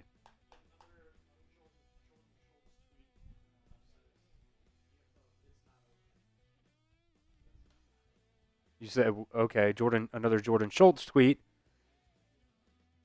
Oh, Pretty Ricky as well. Sounds like the Jets have another big trade incoming. 2 seconds ago. 2 seconds ago. Pretty Ricky, the People's Insider. You see the Bengals right now just kind of where they're at. I do want to mention this, though. I love it when people agree with me on stuff. Yoan, I believe is how you pronounce the name there. Saying I like this guy, only one that actually talks shit about Zach Taylor, Duke Tobin in the front office / ownership. That's where the real problem is. Hey, you know, we are the voice of the people here. And, you know, I'm not going to sugarcoat things. I'm not in the press conferences asking Zach Taylor questions. I don't have to, you know, keep good graces with the coaching staff or anything like that. We're just regular fans that comment on the team. And, you know, I feel like for the most part, you know, I hear what you guys are saying, and I feel a lot of the same exact way. You want to win. You want to win. And just right now, the Bengals just aren't in a spot where they're going to do anything. Zach Taylor just constantly says they have confidence in this team right now, everybody on the team. And from a coach's perspective, playing a little bit devil's advocate right here, Zac Taylor's not the one making trades or anything like that. So he kind of does have to go out there and say, we're just going to keep coaching the guys that we have right now. That's what you have to do as the coach. But there's so many other things about Zac Taylor that just really, really irks the hell out of me. Says a lot of things in the press conferences, and I know you guys feel the look on his face all the time, just when things go wrong, it's like, bro, how about yell at somebody for once? I would love to see Zac Taylor yell about something, whether it's in the game or not.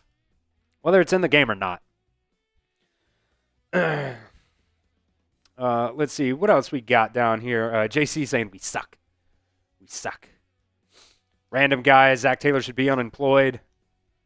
I am with you guys. I am totally with you guys. Apparently something else is being cooked up right now with the Jets. So we'll see what that ends up being.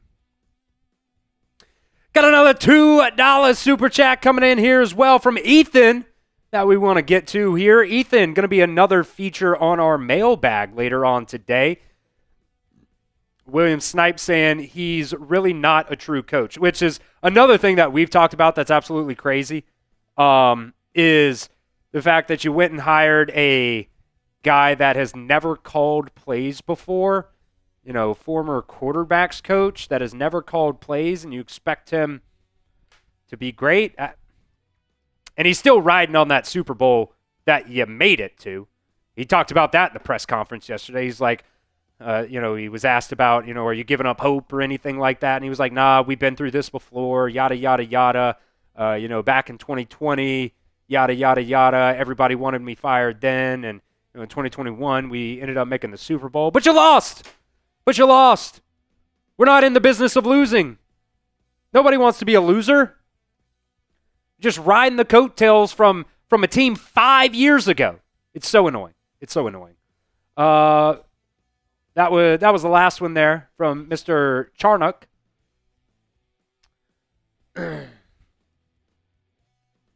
This one, $2 super chat from Ethan saying, how about fire the defensive coordinator? Yeah, it's super tough. I am just as mad as you guys about this defense. Lou Anarumo wasn't able to get it going last year either. You fired Lou Anarumo because you didn't fire Zac Taylor.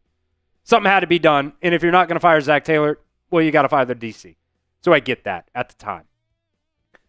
I don't know if firing Duke Tobin is really going to be the thing that that helps you either. I think it's straight up the players on the field. Dude, if you could just make some fucking tackles. Sorry for cussing. If you can just make a damn tackle. Like, the Bengals are leading the league right now by a long shot in missed tackles. Zac Taylor said, it's the one thing we've been, we talk about it every single day. How about stop talking about it and go out there and do some freaking tackling drills or something? Like, I don't know. I'm not a coach. I don't know what the fix is. But it's so bad. You got to have somebody. I will say this as well. Jordan Battle's missed a lot of tackles. He's also made a lot of tackles, and he's coming downfield trying to help you out in the run game especially. But some of these damn angles that he takes, that's another thing you could practice. Angles. The Bengals take so many damn poor angles. So, Ethan, I get the frustration. And I know there's a lot of fans out there that want Al Golden fired. But JC, perfect point right there. Your first-round pick, Shamar Stewart, getting his absolute ass whipped out there, getting blocked by wide receivers. What are you going to do? At some point, the players also have to take some accountability. And they say they do that, but I don't know. It just doesn't really seem like that. Steven saying, do some tackling drills in practice and use Duke Tobin as Zac Taylor's tackling dummies. Toss in Mike Brown in his golf cart, too. Derek's coming at me here saying Shamar Stewart ain't it, and you want to trade Trey Hendrickson. Come on. I don't want to trade Trey Hendrickson, but I think you have to You know, I'm sure the Jets didn't want to trade Quinnen Williams, but they're a dumpster fire right now. Get some return on your assets. That's where I stand on that. Random guy wants to go get Joe Brady. I'm with you. He's my number one guy. There's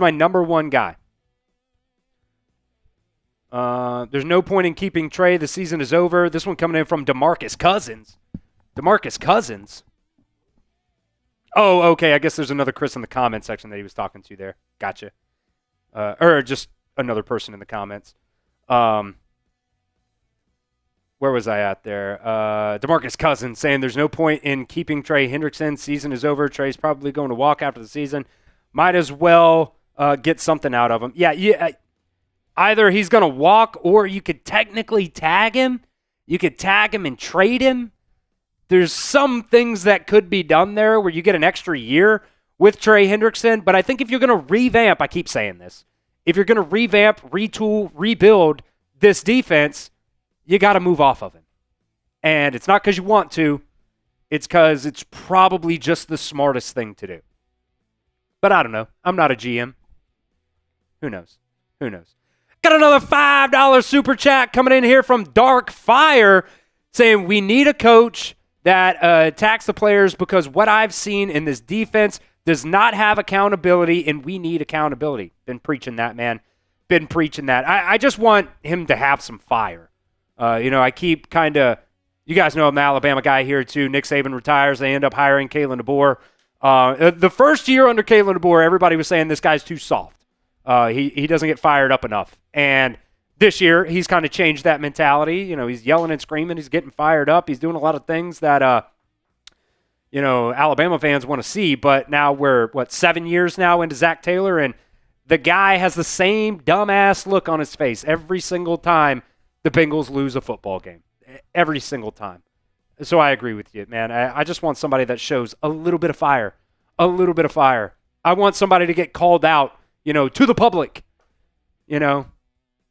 not just we need to find a way every single freaking week. We need to find a way. It's annoying. But I agree with you there, Darkfire. You are in, by the way, to our raffle, our Bengals pennant raffle that we'll be doing at the end of the month. More details, Chris, on that Jets trade with the Cowboys. You don't see this often in the NFL. It's really an NBA thing.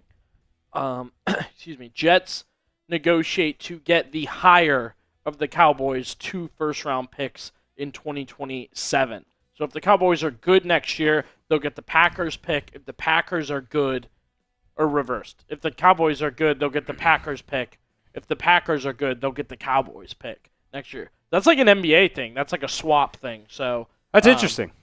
This has been a very complicated, I know Quinnen Williams is good, but this has been a very complicated trade. Yeah, Jordan Schultz also tweeting 3 seconds ago, Jets are trying to make another move right now. Not sure yet if it gets done, but they're trying. So we'll see what happens there. Yes, sir, Darkfire. At the end of the month of November, we are going to be giving away a Bengals pennant. Haven't picked it out yet, so don't have a picture of it. But we're going to be giving away a Bengals pennant at the end of the month. It'll probably end up being that Thanksgiving game that we will end up doing that for. Oh, man, 3 minutes ago, Breece Hall tweeted out the sad face emoji. So this could be a Breece Hall trade coming. The Jets are not, no, maybe not. Tom Pelissero quoted that and said, on a wild day, the Jets are not expected to trade Breece Hall, but there's still over an hour left in the trade deadline. So take that back, I guess. By the way, Darkfire, you're also going to be in our mailbag later on today as well. Already got a couple super chats in that we're going to be including on today's mailbag. Saw somebody, by the way, asking about T. Higgins, because we did mention him earlier. Would you trade T. Higgins? It's tough. It's not like You know what I mean? Like, you don't want – it's always so damn tough, man. Are you in the spot right now? Would you trade him for a second? Yeah. Yeah. I'd trade him for a second. I think he'd probably be lucky to get a second. I think it's – yeah, for T, I think it's probably a third at the max. Yeah, they signed him and Jamar same exact day. I think out of the two receivers, he's the easier one to trade because of the contract. It's actually not that bad. People talk about T. Higgins' contract being this insane contract, but it's really not that bad. I think, what is he making, like 28 a year, if I'm not mistaken? 28.75. Oh no, Spotrack's down. There we go. T is wrapped up through 2028. It's an average of $28 million a year. He's making 24 this year, 26.75 next year, 30, and then 33.5. So it's still a little bit of an issue, but like we've said, contracts can be negotiated. They could be negotiated. They could be restructured. You could turn some of that into, bonuses, things like that. So if you were to trade T. Higgins, I do think he would be the easier of the two to end up trading there. What do you guys think? Will the Bengals make another trade today? Saw somebody else down in the chat saying you don't need a number one and two number one receivers. Basically what he said. By the way, talking about receivers, Jermaine Burton did miss practice today, but he was sick. So he didn't miss practice because he didn't just show up. And I still think, not at all trying to compare T. Higgins to Jermaine Burton, but I think Jermaine Burton could be a solid 2 if he could get his shit together. Especially with tight ends that you got. Mitchell Tinsley's looked pretty good, at times this year. Yoshi's like, up and down. TW said, I wonder if Jermaine Burton was hungover from the casino again. That's actually hilarious. Bryce said, if you had to trade for somebody, who would it be? We were talking about this earlier. Let me pull up my list here. I've got a list of names. If you guys go down inside the description of today's show, we got a list of names down there, possible targets for the Bengals if they end up trading. Riq Woolen probably is one. Mazi Smith's already off the board, obviously, but he's not good anyways. Maybe the offensive lineman for the Commanders.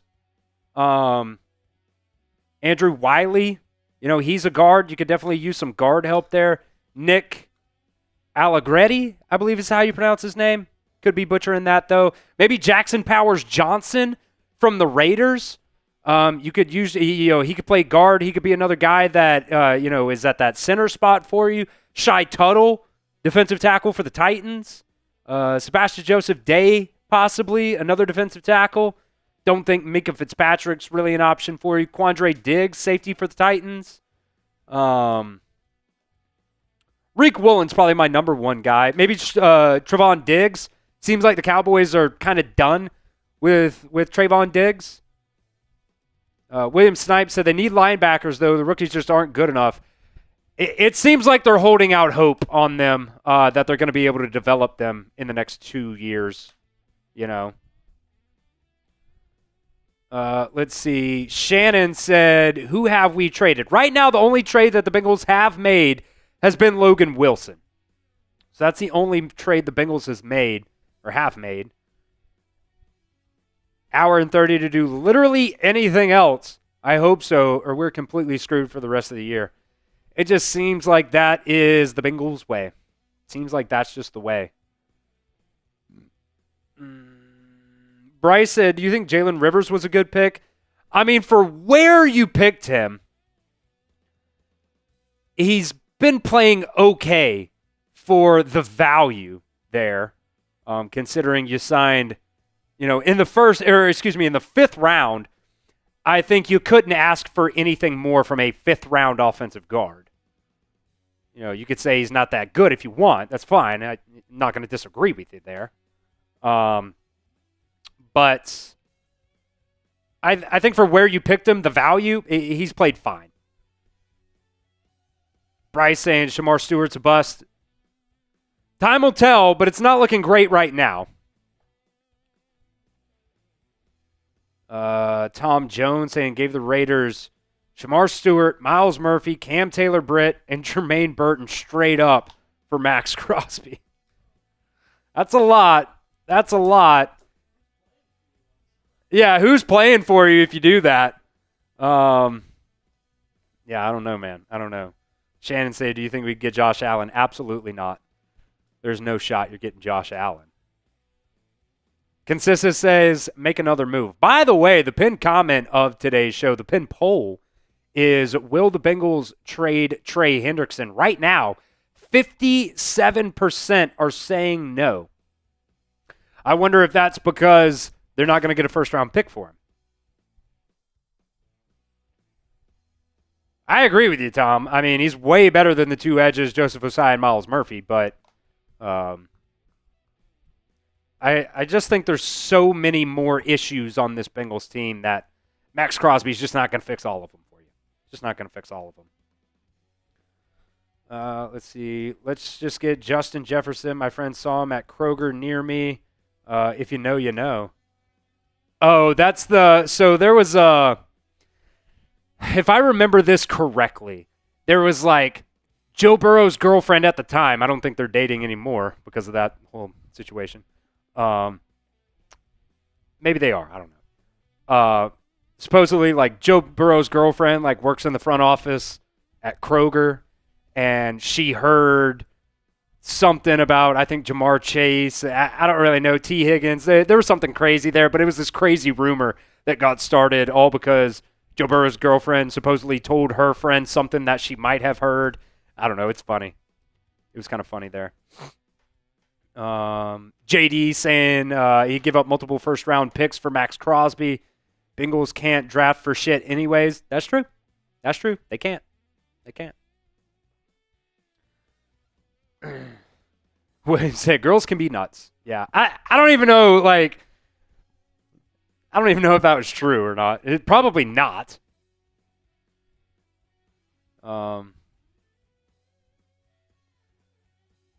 Yank Dog said would be content with getting a early second for Trey Hendrickson at this point. I think the absolute max that you would get would be a second-round pick and a player, but it seems to me like a second-round pick. T5 wants to trade for scouts. I'm there with you. You gotta be able to pay him though, and don't want to do that. Or I want to do that, but Bengals obviously don't want to do that. Let's check into the tweet deck here. See what else is going on here. Nothing else really going on. Everything quiet. Still waiting for this more Jets trade news here. Supposedly there's another one that's being worked on right now.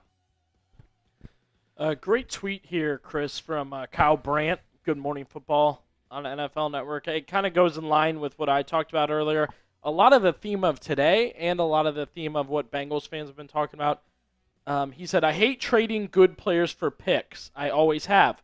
Draft picks are lottery scratch-offs, fun to hold in your hand, but most of the time you don't win anything, especially if you always whiff on the biggest ones. And the last part's a good point. The Jets. The last part is a very good point, especially from a Bengals perspective too. But why can't you be good drafters? Like, no, hey, you know what I mean? I'm with you there. I'm with you there. Like, why are we just settling on the fact that you miss most of the time on draft picks? And you don't give credit, right? You're not a give credit for Burrow and Chase guy. No, those are just you can't miss type of players. Yeah. That's like the Commanders drafting Jaden Daniels and saying it's giving credit for that. He won the frickin' Heisman. He put up both guys put up one of the best seasons in college football history. No duh. Well, they're going to be good players. And if I'm not mistaken, I might be wrong, but that draft, weren't two quarterbacks gone? Like, they had no choice. if I remember correctly. Maybe. Because I remember I seeing don't that the other day. It was like, Washington's a genius for taking Jaden Daniels, and it was like Drake May and whoever had already been taken. Like, they had no choice. Was that 2023 Yeah. or 2024? It was 2024. Yeah, 24, yep. Let's see. Caleb Williams was first overall Yeah. there. Caleb Williams, and then Jaden Daniels went number 2. Drake May went number 3. Okay. Well, then I would give them credit. They take Daniels over May. I'll give them their credit there. They made that decision, but in general. And I'll be honest, hand up, I was wrong about Drake May. He seems like he's working out right now with the Patriots. I just thought he was going to be another North Carolina quarterback that is not good in the NFL. But I'm not a Jaden Daniels guy, so I feel good about I liked May over Daniels. yeah, okay. I was in the minority when it came to Drake May. I just didn't think it was great. Shannon saying, do you think we'll trade Jamar or T? Probably not. Let's see what else we got down there. If you guys want to be featured, by the way, we're doing a mailbag at the end of today's show. Any super chat will get you on today's mailbag. $5 super chat gets you in to our Bengals pennant raffle. We'll be giving away a Bengals pennant at the end of the month of November here. So if you guys want in on that, $5 super chat gets you in there. $10 super chat, we will spin the punishment wheel, which it's anything from hot sauce shots to there's one beer bong on there. Regular shots. We got that right here too. We got, the coffee bean crunch. What else we got here? Bean boozleds. The spicy bean boozleds are on there as well. So if you guys want to, even tortilla slaps are on there, I believe. So if you guys want to punish me or Billy, $10 super chat to spin the punishment wheel. The $20 beer bongs, by the way, are back. The past couple of weeks, we have been doing $50 beer bongs, but brought it back down to $20 for today's live show because figured the audience wasn't going to be as big as some of our watch parties here. So wanted to give some people opportunity to take advantage of that. Already done one beer bong so far today from the Sky Warrior, which, by the way, I do have to add him on here to the beer bong of honor. So I'm going to add the Sky Warrior here real quick. But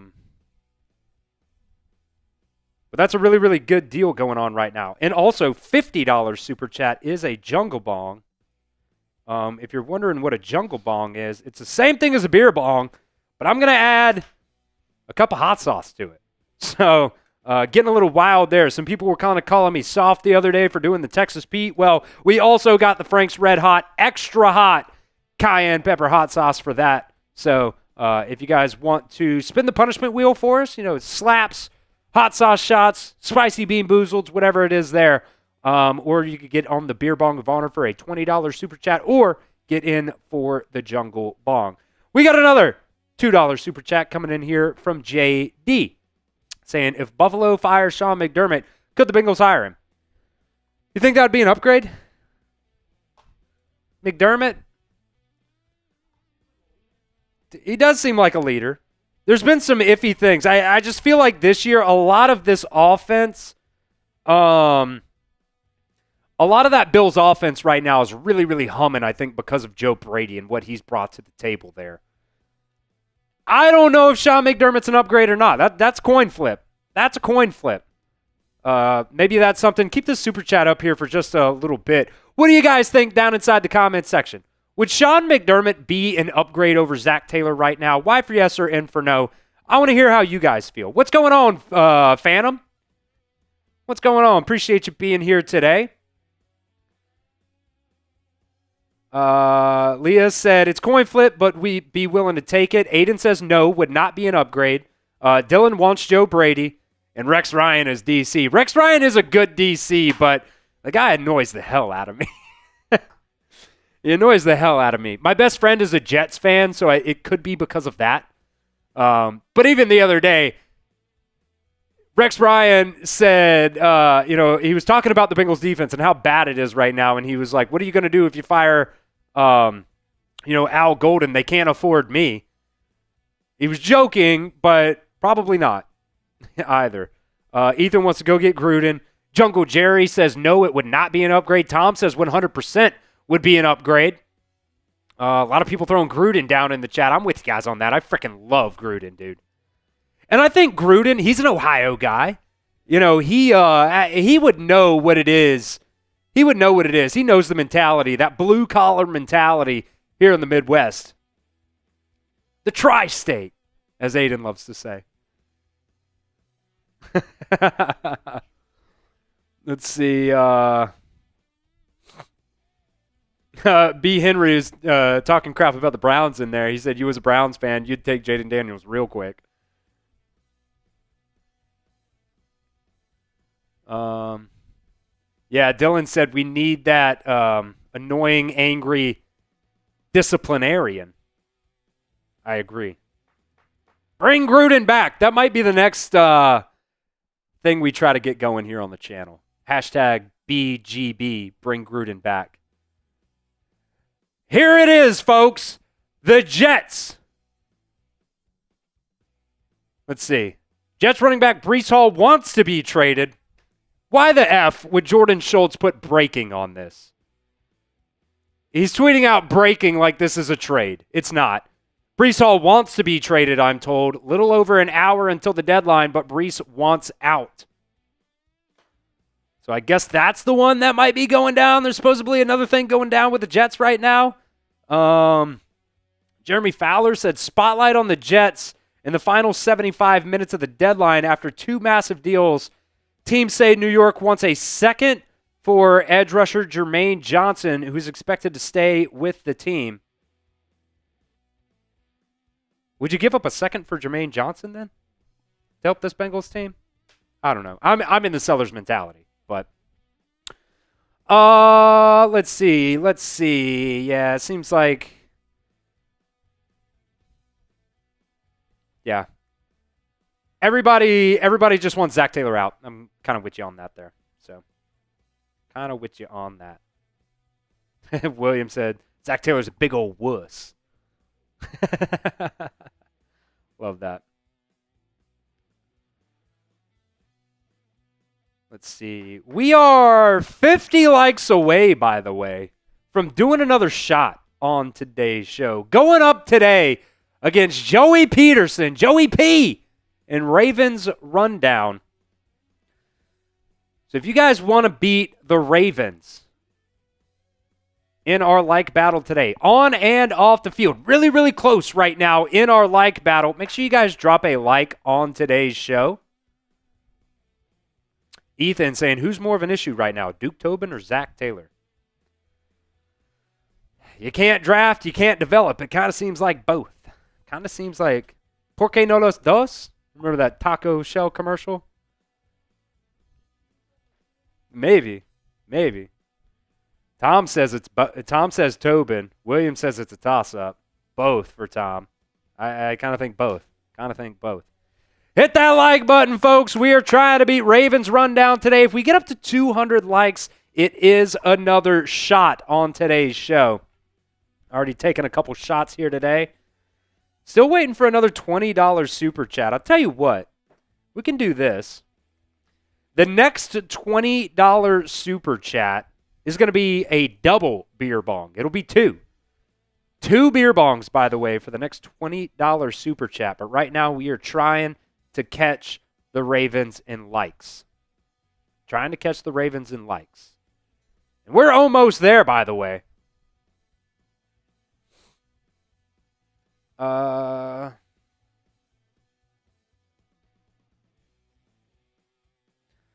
Yeah, Lucky saying both, but no idea who would carry that torch in a good direction. Yeah, tough.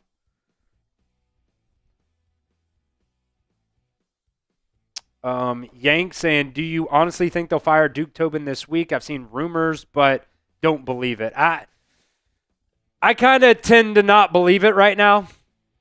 That's where I'm at. I'm just still putting it in that rumors category there. Who was it, Garofalo that said that? No, who was talking about the Duke Tobin rumors? I got the article pulled up here. Florio said it.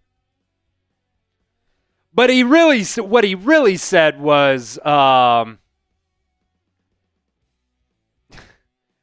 there's this bubbling up now that Duke Tobin, the de facto GM, is going to be fired. What is that bubbling from? Is it from Bengals fans? Or is it actually from credible sources within the front office? I kind of think it's just Bengals fans want him out. It's kind of what I think we're at. We are very, very close right now in our like battle, folks. Hit that like button. If you want the Bengals to do something else before the NFL trade deadline, whether that's selling or buying, if you just want something to happen, we could have a little fun. JD said Trey Hendrickson's too old. Gotta go.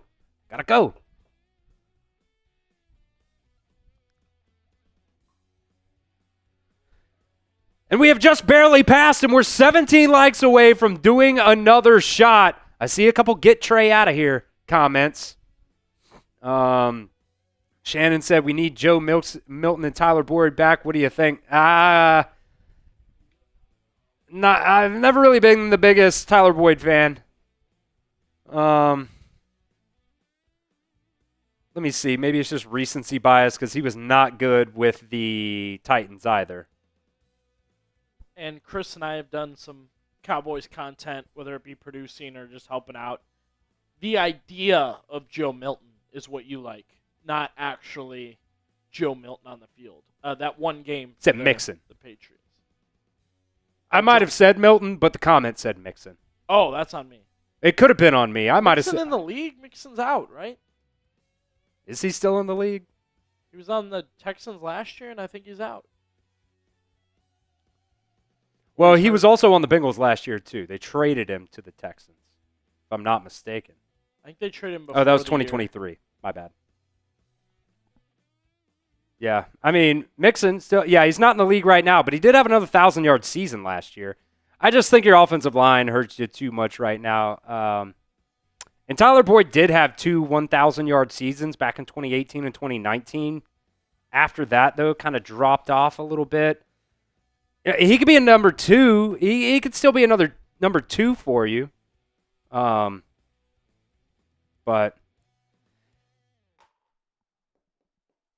I don't know. I just unless he's on a practice squad right now, Tyler Boyd's also not in the league.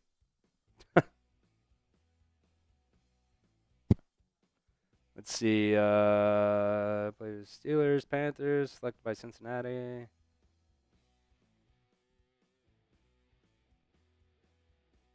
Yeah, Tyler Boyd is a free agent. So if you wanted to sign him, like if you wanted to like trade T, not saying I want to, I'm saying if you want to. Trade T, have some of that salary cap, help you out there. Sign Tyler Boyd. That's something. I'm not saying I'd be totally up for that, but it's something. Okay, Nostradamus said Mixon's hurt right now. He's still on the Texans, but he's hurt. So let's see. What's going on there, Mason? How's it going, buddy? Zayden also saying what's going on, Chris and Billy. Hendrickson for a 2nd and a 5th. What are we thinking? Of course, we can't draft, though. His 2nd and a 5th might be a win in a trade, considering nobody's willing to give you a 1st.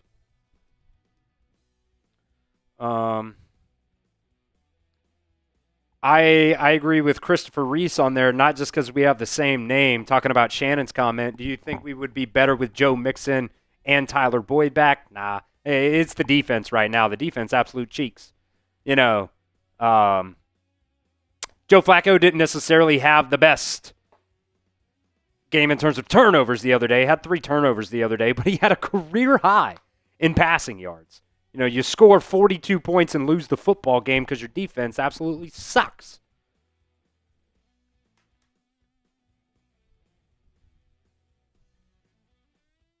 Yeah. Bengals are just dug in on a 1st for Trey Hendrickson.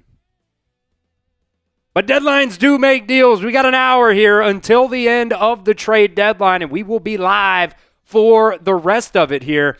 After the clock hits 0, by the way, we're going to do a mailbag. We're going to do a recap video of, I guess, the Logan Wilson trade. I don't know.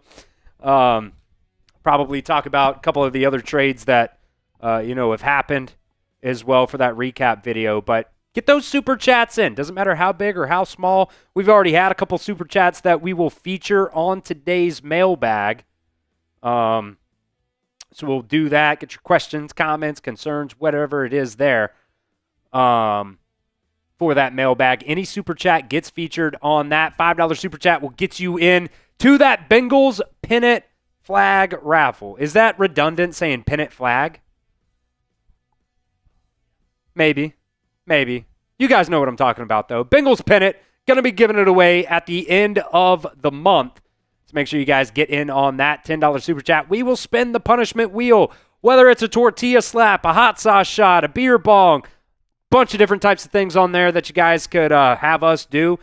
Maybe if you just want to send in a $10 super chat and say, Billy slap Chris, or Chris slap Billy with a tortilla, we could just do that too, I guess, there, if you want that. $20 beer bongs, which, by the way, the deal right now, the next $20 super chat will be a double beer bongs. We'll put 2 beers down, probably 2 Happy Dads down for that $20 super chat. And then a $50 super chat, we will do a jungle bong, which is a beer bong with a little bit of hot sauce in it to top all of that off. So if you guys want in on the mailbag later on today, get whatever it is, any super chat gets you in on that. $10 for the punishment wheel, $5 to get in on that Bengals pennant raffle, $20 is going to be 2 beer bongs for that as well. Billy, before we get to this, let's go ahead and get our next read in here. And then we will come back to that because I do like that driver. Colts, another team, before the Sauce Gardner trade, they were talking about possibly trading for Trey Hendrickson. But kind of almost seeing. Let me just check Twitter real quick first before we do this. Who's been quiet? Bills have been quiet. Thought they were going to do something. Haven't seen anything for them either. Yeah. Not sure.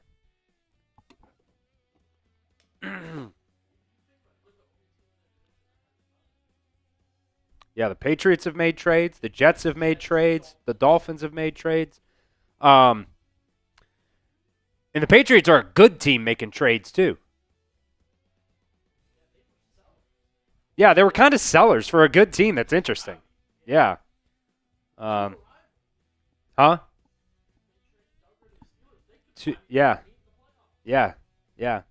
Duggar to the Steelers there. Yeah, we'll come back here in just a second, but first we want to give a shout out to the sponsor of today's show, that is Prize Picks. The hard-hitting football action is even better with Prize Picks, and with the weather changing right now, or the weather is changing, but the feeling of being right never gets old. So keep the season rolling on Prize Picks by getting $50 instantly in lineups when you play your first $5. One of my favorite things that Prize Picks has added that I love doing when I play Prize Picks is they're the only app now that offers stacks, meaning that you can pick the same player up to 3 times in the same lineup. You want more than on passing yards, rush yards, and touchdowns? Now you can pick all of them in the same lineup only on Prize Picks. This right here is a very, very good example of what a stack looks like on Prize Picks. This week for the Thursday night games, it's going to be Denver versus the Las Vegas Raiders here. Going with Bo Nix, more than passing yards for him. But then the stack here for Brock Bowers. 2 different stat projections there on receiving yards and receptions. Going with the more than on both of those. I do think with the Jacoby Myers trade, Brock Bowers is going to get more targets there for that Raiders offense. So that is the stack. And by the way, Prize Picks, a couple of different options that you guys can choose from, because how you play is up to you. If you want flexibility, choose the flex play where you can get paid even if one of your picks misses. So If you're like me and sometimes you really like 2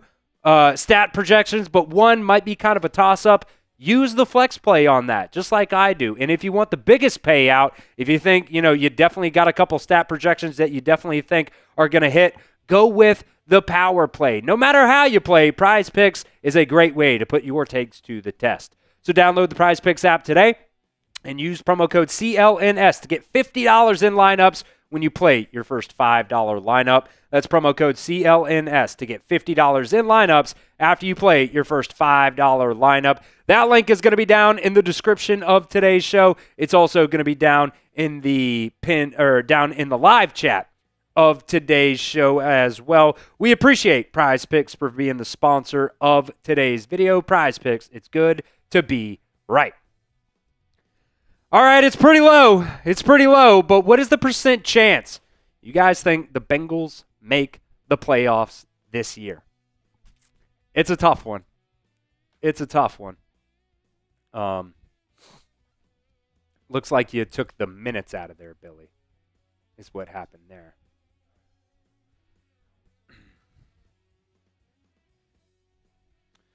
Zero, 25, 5, 5, no shot, 4, 0, 0. Bet the farm on it, says Roberto. 10%. Random guy trolling saying 100%. We said make, not miss. Tony saying no. 10% chance from Jackson. Jeff saying -0. I don't know if that's a thing, but okay, gotcha. There you go. There you go. William said, better chance of getting a great first-round pick. That's kind of where I'm at right now. That's why I think you need to sell here in the next hour. Cortez saying 30%, 0%. Jungle Jerry saying 0%. Stanley says 0%. Esteban saying 0 chance, 15% from A1. 90% if they had a 7-game win streak. They did have a 7-game win streak last year. They did turn it around last year, but maybe your confidence level has got to be pretty dang high if you think that's going to happen here. This one from Albert Breer. Jets are looking to trade for a second-round pick for Jermaine Johnson. Kind of already talked about that. And a third-round pick for Breece Hall. We'll see if anything happens there. Tom Jones saying 10%. Brad Squad, 0. It's very low. It's very low, that's for damn sure. Jeff wants to have a bunch of losses and draft Caleb Downs. It would be a good replacement for Geno Stone, Caleb Downs. He's a dog. He's an absolute dog, man. And even this year, he's kind of having Billy, you could probably chime in on this too, kind of having a quote-unquote down year compared to what he's done in the first 2 years of his career. But still, it's only a down year because the rest of that Ohio State defense is just really, really freaking good. Yeah, I think the narrative is like they've asked him more to just control things than be a playmaker, which, if you still ask Matt Patricia or anybody else, they're like, he's leading and the centerpiece of a great defense. It's just like they're not asking him to scoot up and tackle, blitz. Like, they're more asking him, like, control everything around you, control these guys, make sure being a free safety, like, everything's good. Like, he's quarterbacking the defense. Yeah. But if you're quarterbacking the best defense in the country, pretty good at what you do. Yeah. And they're by far the best defense in the country right now. I mean, what has it been 1-2 games now where they've given 2 games, I think they've given up double-digit points? Yeah. Like, could you imagine? I can't even see that as being feasible. That's allowed to happen? Give up less than double-digit points? I mean, the Bengals, I know there's the connection there, but Bengals fans, they would just want Buckeyes right now. Yeah. It seems like every time I read that list, it's Arvell Reese or Caleb Downs or, even when you guys get into that second, third round, Sonny Styles, names like that. Like, I would consider a lot of these guys. Yeah, it would be kind of tough to see him go after a guy like Arvell Reese just because you drafted 2 linebackers already and, Sure. seems like they like the guys that they have at linebacker, Yeah. which that's a probably a concerning thing in itself. But yeah, I totally get it. Who's like their DTs right now? They're what? Their defensive tackles. I mean, I don't know that they'll be like first rounders, but you do have Caden McDonald's very good. They'll also be putting out Kenyatta Jackson, who's a defensive end. He's pretty good. Yeah. So again, and I think with those names, Chris, that's 3rd, 4th, 5th round. So I've made the joke many times as a Browns fan, like just go into the draft and draft a bunch of Buckeyes. I mean, I don't even care like if you reach, I guess, but just get in the draft and go Buckeyes. If there's a Buckeye on the board and it's close and you can evaluate it, I would do it. Because year after year they're putting out quality guys. I mean, but you could say the same, like just go all Alabama or all LSU or whatever. But I know a lot of people last year really wanted Jack Sawyer in like. I never thought he'd be a good pro. And where did he go? Steelers. Ooh. And people remember Jack Sawyer. Tom, right there, missed out on Jack Sawyer. Right on cue. Yeah, there you go. Yeah, he was all right in college. I think a lot of people remember him for that play he made, which no doubt it was awesome. But there are a lot of times people were very stressed out with Jack Sawyer. Yeah. I don't know, man. You got to be able to draft well, and the Bengals just flat out have not been able to do that in a while. There's a lot of we've talked about it so many times. I kind of get sick of hearing myself say it, but your top 100 picks, those are like the key picks. Everything after the top 100, it's like, okay, some guys are going to hit, some guys are going to miss. But those top 100 picks, man, you got to be able to take advantage of them. And do we have those, by the way? Do we have those top 100 picks by any chance? Might not. Okay, that's fine. I didn't think we did. I could just bring it up here on my computer and read them off, though. Top 100. Jonah Williams, 2019, not on the team anymore. Drew Sample. He's a good tight end, Drafted him number 42 overall, though. And he's mostly a blocker. Jermaine Pratt, not on the team anymore. Joe Burrow, I don't give you credit for drafting him. T. Higgins, great pick there. Logan Wilson, literally traded him today. Let's see, Jamar Chase, I don't give you credit on that either. He's a phenomenal athlete, phenomenal talent. Jackson Carman, not very good. Joseph Osai, kind of super mid. Let's see, Daxton Hill, okay. Drafted him number 31 overall in 2022. Zach Carter, not on the team anymore. Miles Murphy, not very good. DJ Turner, you hit on that one. That's definitely a hit. Jordan Battle, are we calling Jordan Battle a bust? Picked him number 95 overall. I mean, he's leading the team in missed tackles. It's tough to say that he's done a great job for you. That's for damn sure. Amarius Mims, I don't want to give up on Amarius Mims quite yet, but still a project that you picked in the first round.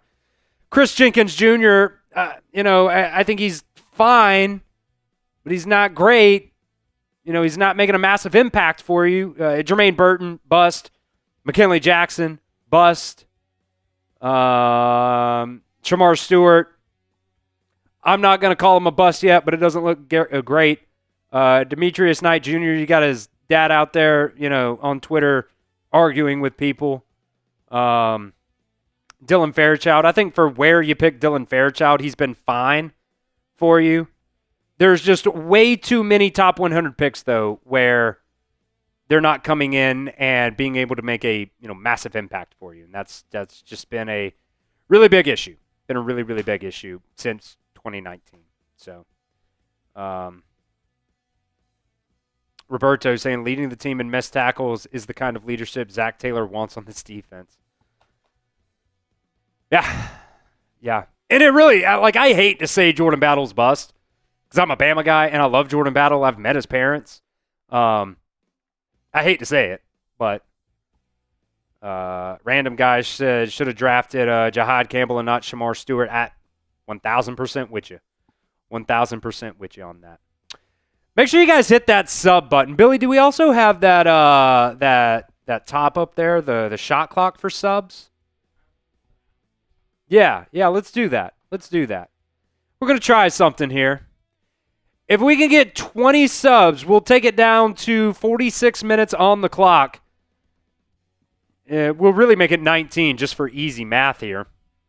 If we can get to 22,630 by the time we get to 46 minutes on the clock, we will do another shot. We're also 6 likes away from doing another shot. So if we get both of those, we'll do 2 shots. So make sure you guys hit that sub button. Obviously, live here for the NFL trade deadline. Going to be doing a couple videos after today's show.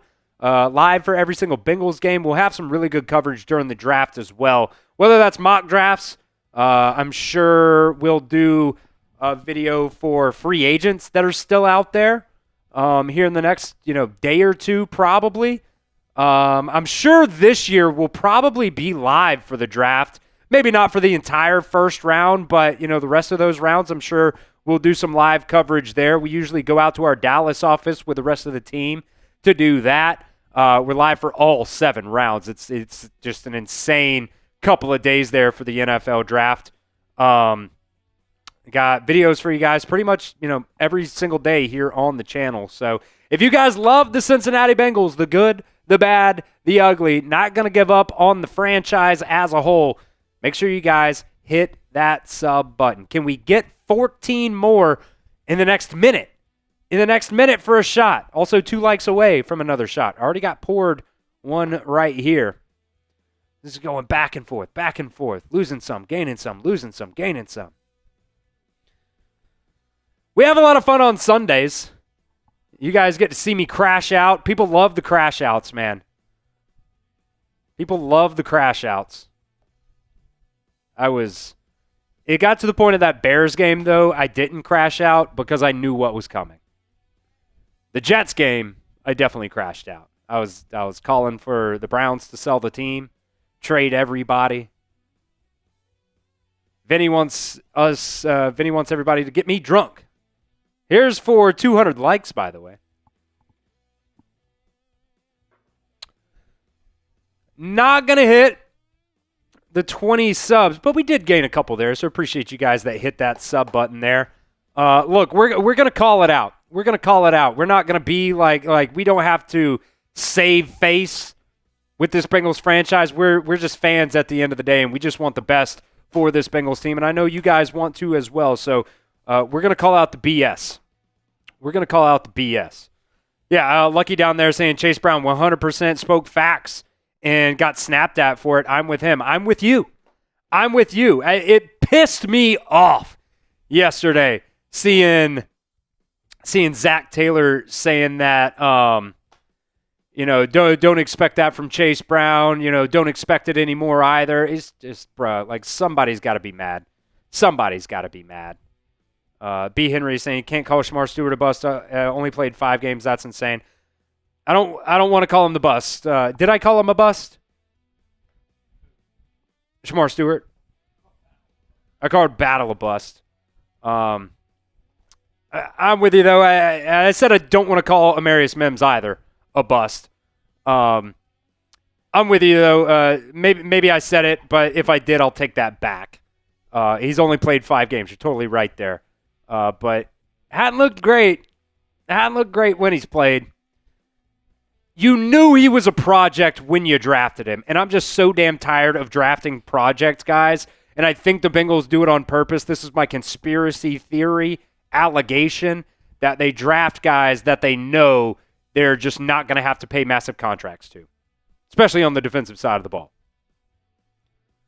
Okay, gotcha. Sometimes I say stuff and I don't even realize it, so then I see somebody say, you can't say this or something like that, and I think you're talking to me. But nah, saying people in the chat calling him a bust, which, it's America. Got the democracy here.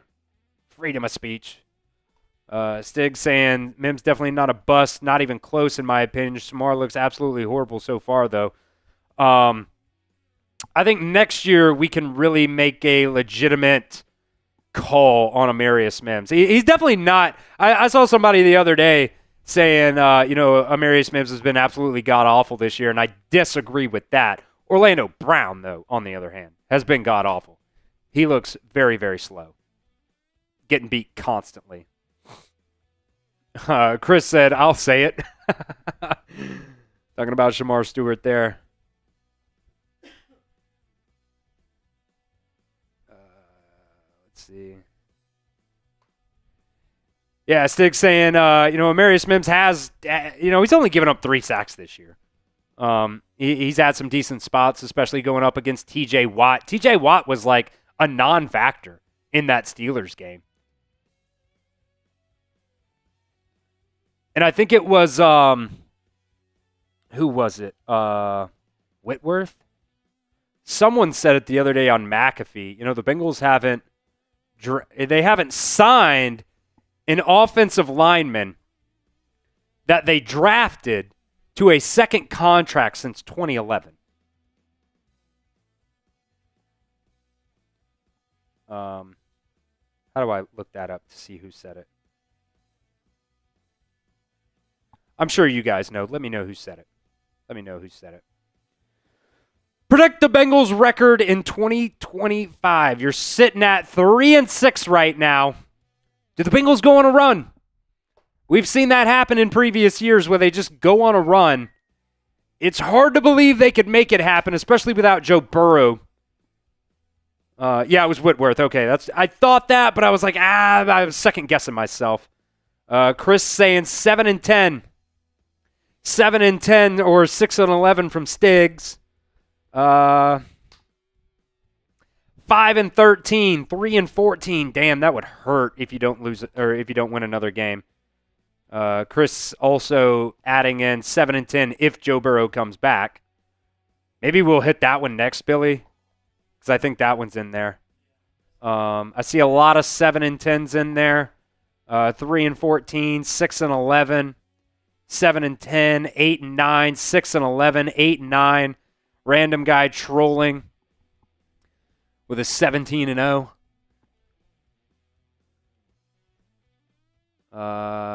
Could 9-8 win the division, you think? No, probably not. I think the Ravens are just getting better right now, especially, the Steelers are up there too. They're looking pretty decent. See 6-11, 5-12. Billy said Steelers are going to win at least 10. William saying it's hard not to look at next season now. See a couple 8-9s in there, 5-12, 10 wins. 10 wins would definitely get you close. It's so hard to see 10 wins though. Because and a couple of weeks ago, I was saying that you could definitely turn around with Joe Flacco at quarterback because the first couple of games of the season, your defense wasn't great, but I gave them the benefit of the doubt that, with Jake Browning, turning the ball over 4 or 5 times a game, that, of course they're not going to look great. Of course they're going to give up some yards and some points and stuff like that, but they've gotten even worse. And it's hard to think that that was going to happen. Especially you played a decent game against the Packers. You did lose that game, but it was the first game, Joe Flacco coming in with, 3-4 days of practice. Breece Hall continues to tweet. He wants out of New York.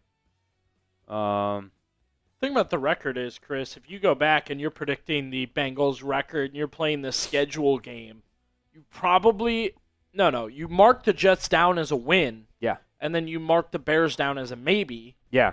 Now you just lost them both. Yeah. So, that's a win and, a win and a half gone. So, to win 10 is very, very tough. I do think the Steelers will win 10 or 11, and I think the Ravens, like we talked about, they're on the up and up. I think they could win 9 games. So, you're in a position now where it's like the division's not something you should be looking at. The wild card, if anything, is what you got to look at. And this was the easy stretch of your schedule. This was the go-get-it part of your schedule. You kind of fumbled it. Yeah, and it looks like your schedule's – what's funny, too, is the Bengals' schedule is one of the easiest in the National Football League this year, and it looks like it's going to get even tougher. You have the bye week this week. After that, you go to Pittsburgh. Always tough game playing in Pittsburgh. Then you play the Patriots. Their offense looks pretty damn good. Then you have at Baltimore. I believe that's a Thursday night game. Yes, Thursday night game at Baltimore. That one's going to be a tough game. It seems like they're starting to, come around here. Then you go to Buffalo. I'm going to chalk that one as a loss. Which the Bills have been weird, man. They've lost a couple games this year, but they definitely should have won. They lost to the Falcons. But then they did beat the Chiefs this past week.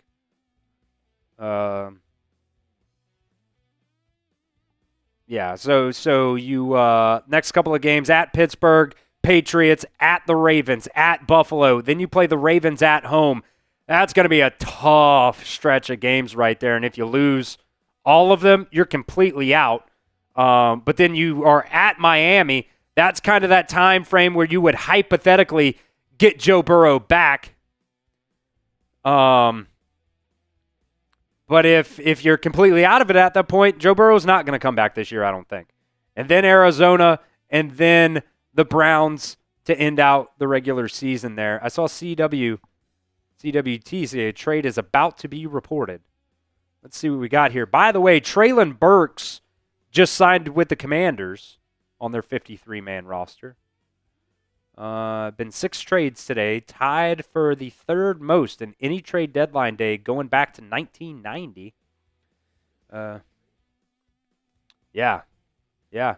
Josina Anderson saying sources tell me that the word in league circles today has been that the Jets were looking for a third for Breece Hall and a fourth for Quincy Williams.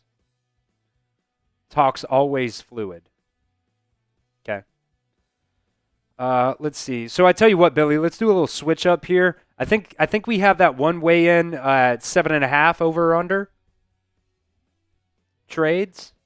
We're at 6 right now. I think it's an NFL one. It should be closer to the bottom, I believe. Yeah, the generic ones. I think it's in there. All right. We're at 6 trades today. 7.5 is the more than or the less than here. What do you guys think? More or less on 7.5 trades? That means we need 2 more trades to go down here in the final 35 minutes. Chris is saying less.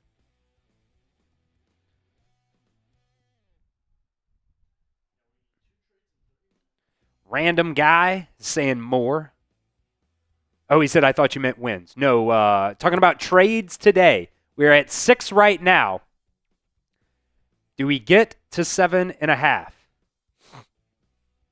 Oh, no. Sugar just said about a trade jersey. 35 minutes left. It might not be the worst thing in the world. William saying Zach Taylor's got to go. Esteban saying more trades. More. Danny Pritchard saying more. Bengals fan with more. Chris saying more. Sky Warrior says, for the love of crap, trade Trey to the Colts. Let's see. They were in talks before the season started, but they wanted Grover Stewart as well involved in that trade, and the Colts were not wanting to come off of him. Huh? It's been a while since we had a trade. Really, it was the Cowboys one for Quinnen Williams. It's been a while for sure. We're all caught up on Super Chats and everything, right? Okay, thought so. Just wanted to make sure there. Let's see. Rick said Trey Hendrickson to the Lions. That's what kind of I kept saying. Give them a chance to go compete for a championship. The Lions are not the laughingstock of the NFL, obviously, anymore.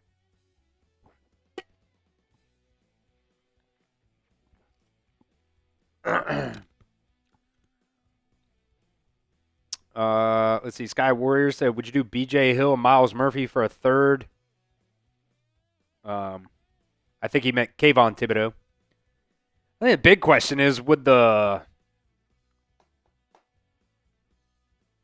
Giants do that? Maybe that's a legit trade offer there, but I don't know if that's helping what they want. And trading B.J. Hill, too, if you're the Bengals, is tough because he is your best defensive tackle. And when you're not going to get picks in return for him, that's just not helping the Bengals team at all.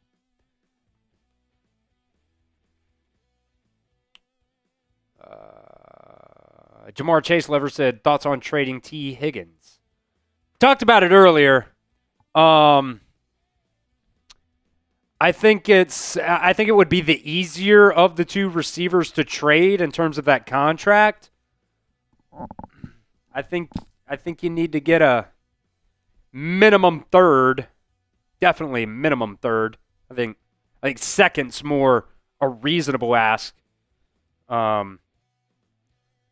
But I wouldn't be opposed. I wouldn't be opposed to trading T. Higgins, not because I want to, but because it would help you. It would help you out in a season that is probably gone. Tom's saying, I would trade for that. I would trade him for that. Minimum third. I think realistically, though, you would want a second. Yeah, CWT saying 49ers are still considering going after Trey Hendrickson. 49ers are a team to watch. I just feel like after the Sauce Gardner trade, the Colts are probably out of it. I think the Lions are a team that you could consider there. Seems like with the Quinnen Williams trade, the Cowboys are probably out of it there. The problem with giving up, trying to trade CTB is what are you going to get for him? A seventh, probably. Probably a seventh. With how things have kind of gone down there. Because I think Logan Wilson's a better player than CTB. And you got a seventh for him. So.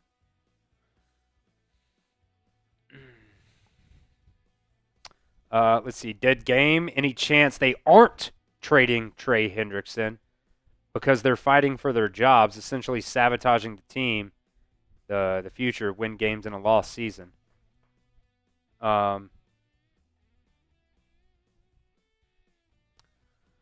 That's an interesting point. I don't know. I guess it depends what the conversations with the ownership is. I guess if Mike Brown has already said that your jobs are safe this year because it's a lost season and they just don't really care, then maybe. But as of right now, 30 minutes to go before the trade deadline, Trey Hendrickson right now is still a Cincinnati Bengal. What's interesting too, heard A.J. McCarron talking about this a couple of weeks ago on his podcast, saying, he was supposed to be traded to the Browns, I believe it was, when he was at the Bengals. And, it went as far as his agent called him and said, hey, we're trading you to the Browns, or you're being traded to the Browns. And then it just didn't happen because somebody didn't file the paperwork. So I don't know, man. This Bengals front office is very, what's the word? I don't know. We're getting into that loony point right now. Love seeing this here, Billy. Take a look at what the Bengals have right now in terms of their NFL draft picks. First, second, third, and fourth. You gave up your fifth in the fifth, sixth round pick swap banner. Good one there, saying unprofessional. Bad is the word from Roberto. You gave up your fifth round pick for that pick swap with the Browns to acquire Joe Flacco, which at the time seemed, really, really good. Considering the play that you've gotten from Joe Flacco. So you have 2 sixth and 2 seventh round picks right now. coming up in this coming year's NFL draft. So could you, acquire a couple more top 100 picks? That's I think what you would want to do. That's where I would be. If I was the GM, I'd be in sell mode, but they keep calling Duke Tobin the de facto GM because nothing really gets done unless it's run by the Brown family. Nothing really gets done there. So, just doesn't seem like that is going to actually end up being the case. A couple updates here. Jordan Schultz saying teams have called. Jets are not interested in trading wide receiver Garrett Wilson. Not like that would affect the Bengals here, but who do you guys think won this trade? B for the Bengals, C for the Cowboys. 7th round pick for Logan Wilson. Fax machine is still broken. Yeah, that was the excuse.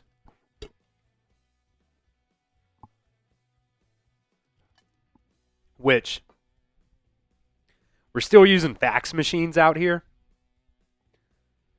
I don't know if I've ever used a fax machine, Billy. I've never used a fax machine. I'm 27. Never used a fax machine. A lot of people saying the Cowboys. A couple people said the Bengals. I think T is the right answer here. Or excuse me, L. What am I saying? T. I'm on T. Higgins right now. I think L is the right answer here. Logan Wilson's the winner.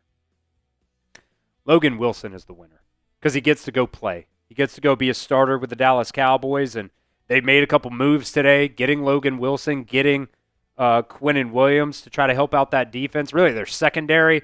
Now, their secondary has been banged up so far this year, so maybe they're going to get some help back. So maybe the winner there is just Logan Wilson at the end of the day. I know a lot of questions about Trey Hendrickson, like why it hasn't gotten done and what the deal is there. Big thing I think we haven't talked about much, Chris, is like the guy's not healthy. He's had 2 separate serious injuries in the past 2 weeks. How crazy is that? And not that you've said this, I'm saying this in general. Like, you think you're going to get a first or a second for him when he has a bad back and a bad hip at defensive end? Yeah. And I know a lot of people hated on the Cowboys and how they did things and how, like, they knew Minkah was all right and they didn't want to risk, hey, maybe we want to trade this guy later and he gets hurt. Like, we're trading Minkah now. He's ready to go now. Let's trade him now. And I think they ran into that problem with Hendrickson. It's like, probably should have traded him in training camp while he was holding out and moved on. And instead, here you are. He's got a bad back, bad hip, and I'm guessing a team didn't offer you more than a third. Probably. Yeah, and backs and hips are weird, man. I slept You're wrong. on the D-line. You're not getting healthier. Yeah, I slept wrong the other day. I'm 27 years old, and I just woke up, my back was sore. I'm like, what is this? I'm going to be out for 2 weeks now. Let's see, Tom Jones saying the Cowboys won the trade. We dumped salary, so the Bengals think they won. The only thing about the Logan Wilson trade to me is you're losing leadership.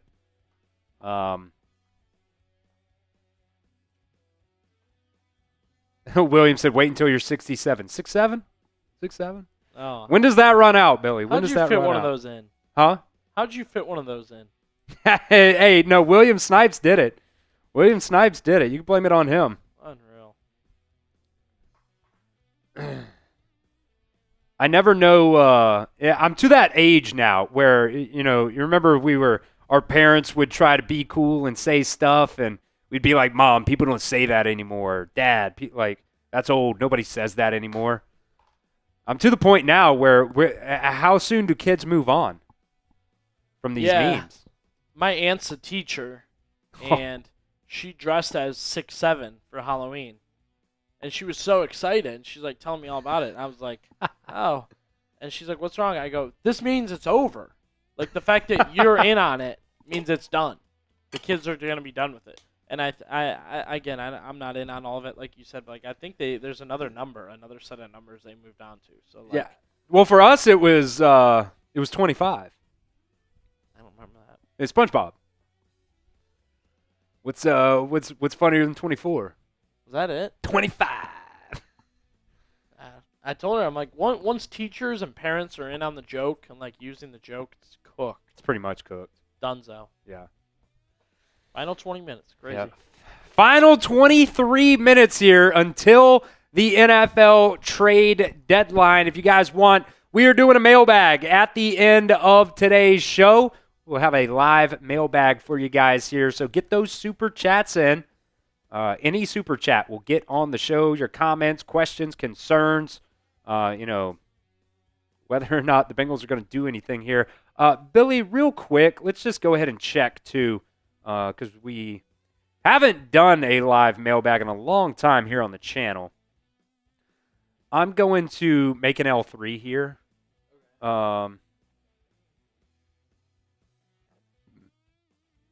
For the mailbag. You've done mailbags with Tom, right? Yeah. Okay. So you know hashtag Bengals.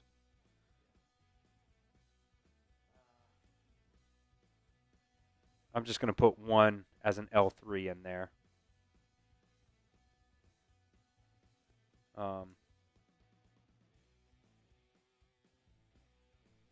So we can get some hashtag Bengals questions in too. Put it under the breaking things there. Banner saying this is embarrassing front office. An embarrassing front office. Agreed. It's so hard, man. It's so hard week after week after week just seeing this shit. Let me know if it popped up there for you.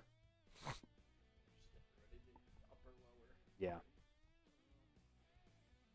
And I think what we might end up doing here is do the mailbag live, and then we'll get off live and do the recap. Probably. The mailbag to an intro? Nah. We just get right into it. Set it, hard pause and go? Yeah. Okay. Yeah. Let me know if that L3 gets, if you see that, though.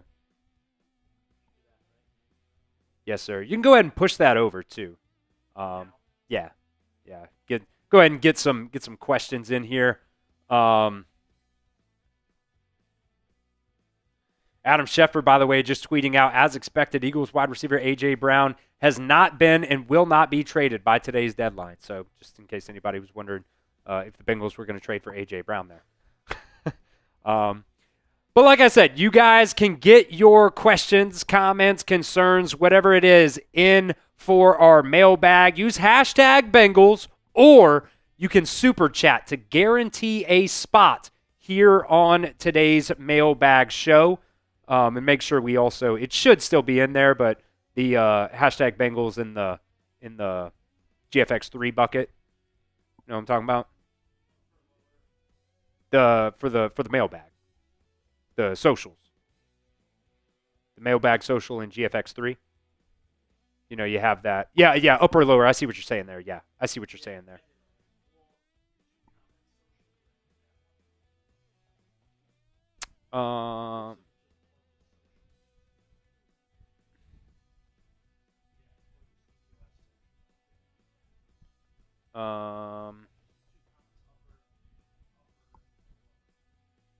Yeah.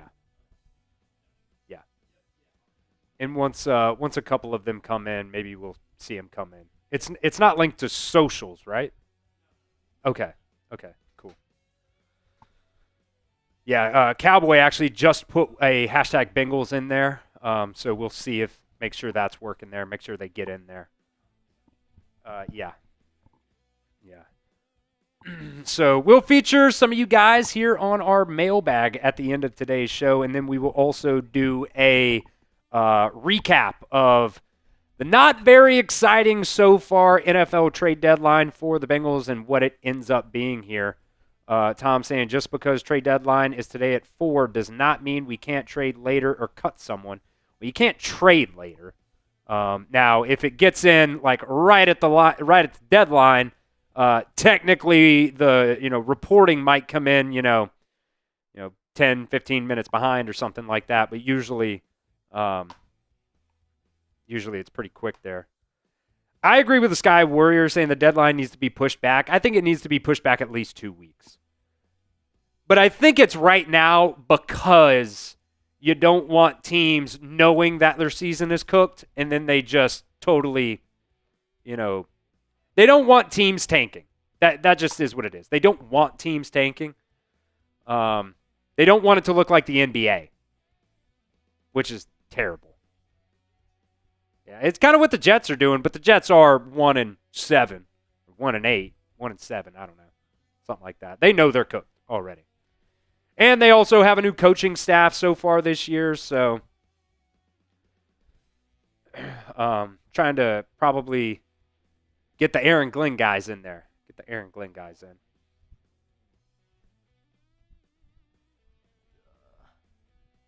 Yeah. Sorry, I'm coming. I gotta set all this Okay. up.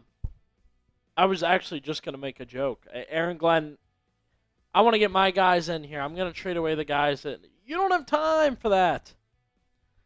They don't give you 5 years to get your guys set up, Right, ready to go and ready to rock, and then you can prove you're a good coach. They want it now, especially the Jets. You get a year or two with the Jets to prove you're a real head coach, a normal head coach, and your first thing you do in your first year is deem 2 of their best players not your guys. I think you're in trouble. Yeah. NFL, not for long. Exactly. Players and coaches. Greg said, who'd the Jets beat? The frickin' Bengals. Oh, no. The first loss.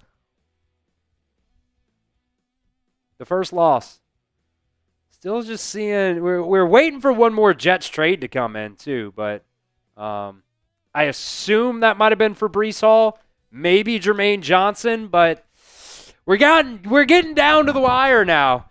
6 trades have already been made so far today. Billy, if we could, just go ahead and roll through some of those up top. We'll just kind of go through those really, really quickly here. Hendon Hooker just got cut, by the way. Panthers have made 6 practice squad moves today. First trade of the day came in as I was driving into work here at 7:25, something like that this morning. Logan Wilson going to the Dallas Cowboys for a 2026 7th round pick. After that, Jakobi Meyers was the next guy on the move there from the Las Vegas Raiders, going to the Jaguars for a couple of picks, 4th round pick and a 6th round pick for him. Probably a top 2 craziest trade so far of the day was Sauce Gardner going to the Indianapolis Colts. They are making moves right now to try to get better before the trade deadline. They're trying to make a run to a Super Bowl this year. Probably a top 3 team in the NFL right now. Colts are looking really, really good. And by the way, the Jets right now are just stacking up on first-round picks, getting a 2027 and a 2026 first-round pick there for Sauce Gardner, as well as getting wide receiver A.D. Mitchell, as well. So Jets are doing a lot so far today. Also making a big-time trade that we'll get to here in just a second with the Dallas Cowboys. But after that trade went down, you also had Rashid Shaheed going to the Seattle Seahawks for a couple of picks there, 4th and a 5th round pick for him. Browns getting involved with the Bears, also doing a 6th round pick for Joe Shoyinka.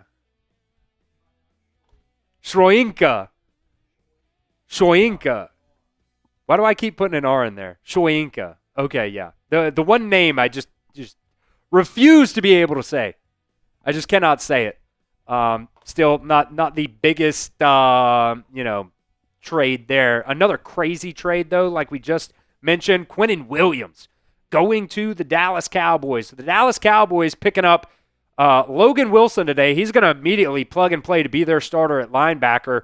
Mazi Smith going to the Jets. Mazi Smith has been a bust for the Cowboys, so that's a win for the Cowboys there. But crazy amount of picks going to the Jets there. 2026 second-round pick going to the Jets, and also a 2027 first-round pick. Now, what's interesting about that is the Cowboys have had two 2027 first-round picks, one of those coming from the Green Bay Packers with that Micah Parsons trade. And the Jets sounds like they have, negotiated. They're going to get whatever ends up being the higher pick there. If it ends up being the Cowboys' first-round pick or that pick they got from the Green Bay Packers. So the Jets are going to get the higher of the two first-round picks there for that trade for Quinnen Williams. So 6 trades have already gone down today. Bengals have made 1, and we are still waiting 12 more minutes. And we'll see if the Bengals end up trading Trey Hendrickson. That doesn't seem like it's going to happen, but crazy stuff has happened today. So Leah Bro said definitely the Jets won that trade. I kind of agree. Yeah, I kind of agree on that. It's kind of a win-win, but they did give up some capital there. Mazi Smith just thrown in there for an extra body to sweeten the deal.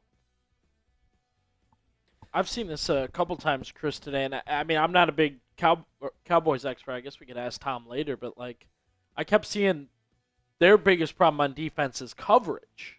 They have coverage problems, and yet they traded for D-line. Now, I know one can help the other, I guess, but it's kind of like you're bad at running the ball, so you just traded for another receiver. Yeah. Now, I will say, too, Quinnen Williams is very, very quality player. He's squirrely is the word that I like to use in terms of pass rush. Squirrely.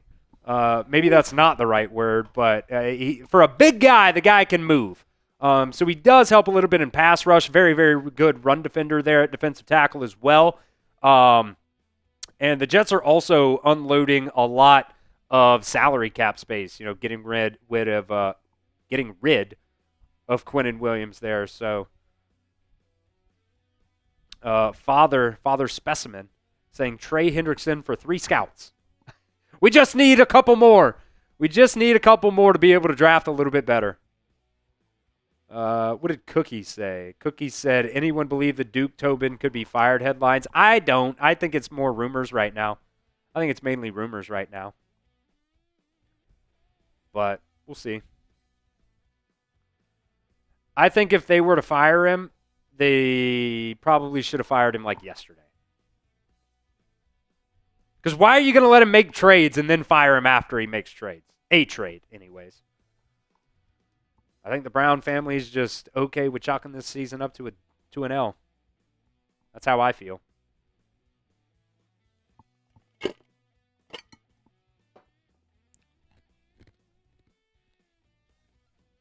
JC said, I'm so embarrassed that they say our defense is fine. It's far from fine. Agreed. They keep saying they believe in the guys. They just need a couple more. Got to make a couple plays. Just got to make one play. Got to make, what's another one? What's another one? The one I hate, yeah.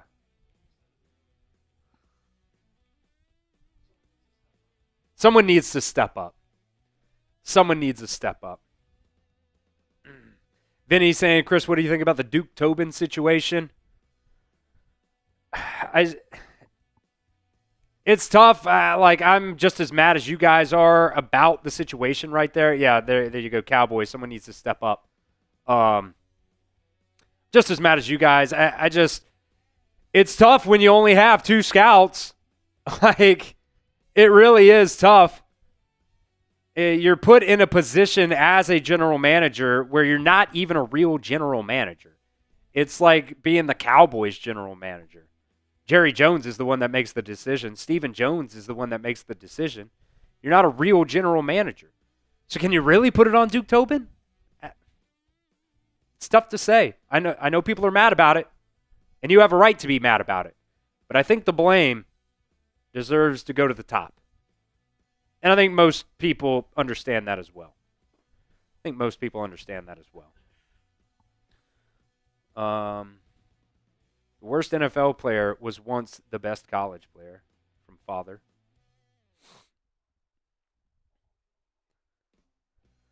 Less than 10 minutes away. It just does not seem like anything else is going to happen unless something crazy comes across the wire here.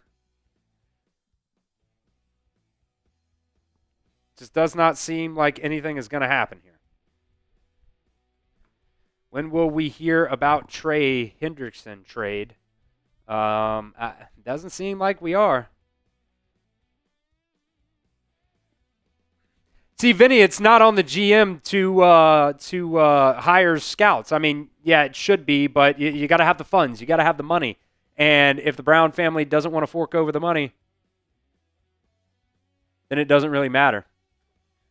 Looks like T'Vondre Sweat will not be traded. That's the next update there. I really hate that. Well, he put sources there. Okay, I'll take that. Earlier, Jordan Schultz said, breaking!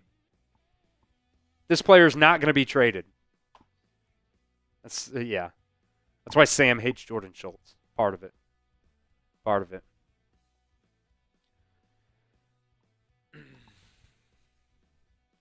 William Snipes. Mike Brown, third richest person in Ohio. $5 billion, I believe, is what he's worth. And doesn't want to fork over a couple $100,000 to get a couple extra scouts.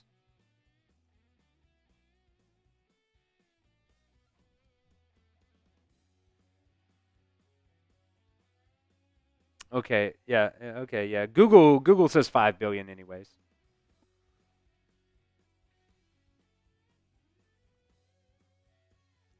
It's a pet project.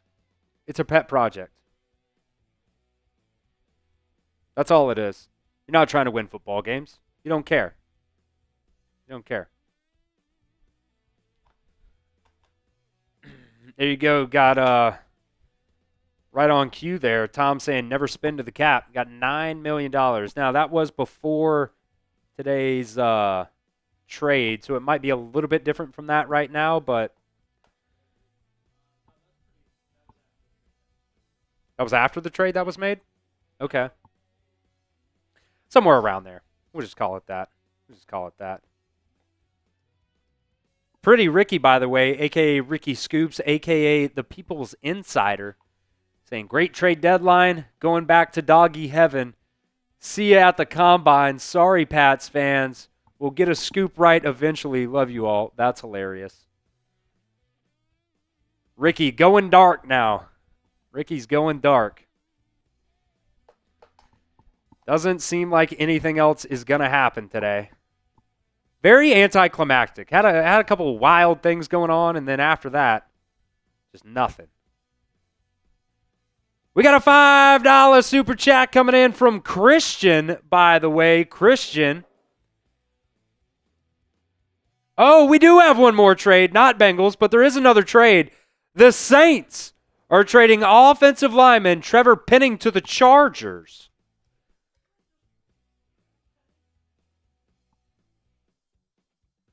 Let's see.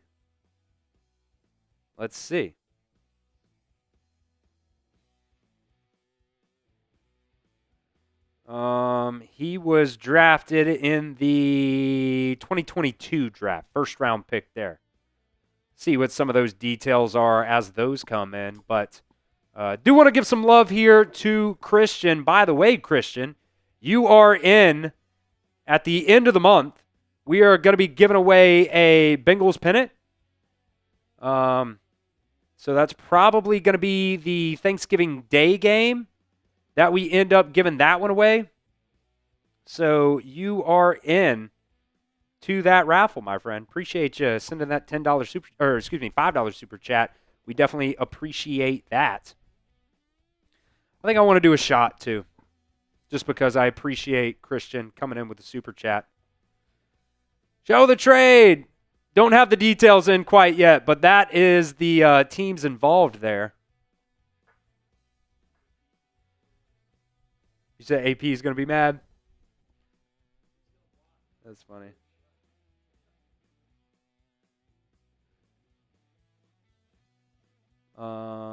Nobody. Tyler Shuck is cooked. This one's for Christian.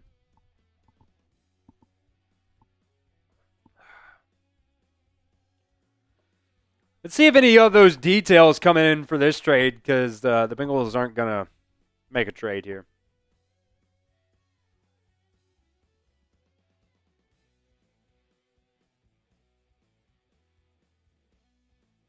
Yeah, these details just aren't coming in there. But that is the latest trade, the 7th trade so far today. Can we have one come under the wire? What if I put the hat on, Billy? Things always seem to happen when I put the hat on. They always seem to happen when I put the hat on. I'll leave it on here for the next 3 minutes.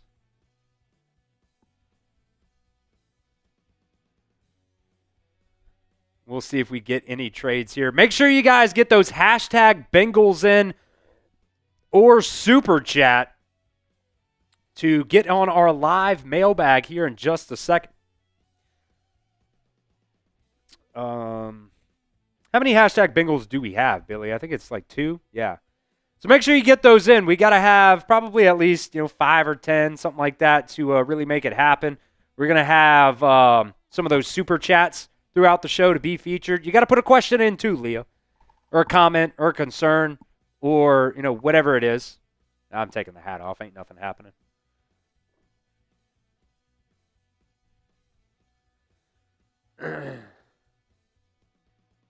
Everybody's putting hashtag Bengals in, but no questions or anything.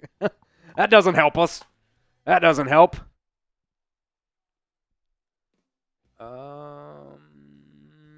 Yep, still nothing as we are down to 2 minutes to go here. Sky Warrior got one in. Ohio State could beat the Bengals, question mark. We'll get to it on the mailbag, Sky Warrior. We got a couple coming in now. Make sure you guys keep getting those in as soon as we'll probably give it like 5 minutes or so after the trade deadline just to make sure nothing else comes in after, right down to it here. And then we'll get into that mailbag, and then we'll do the probably off live is what we'll probably end up doing because the Bengals didn't do anything, so I got to think.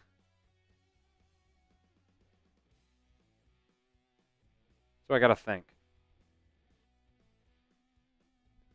There we go. Got some more questions about Al Golden coming in here.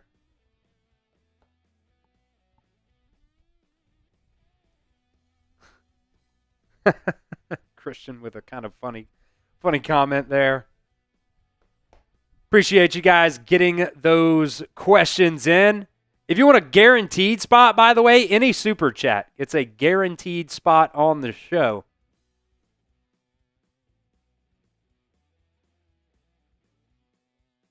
Yeah, I haven't seen the details come in yet, but I guess it doesn't really matter.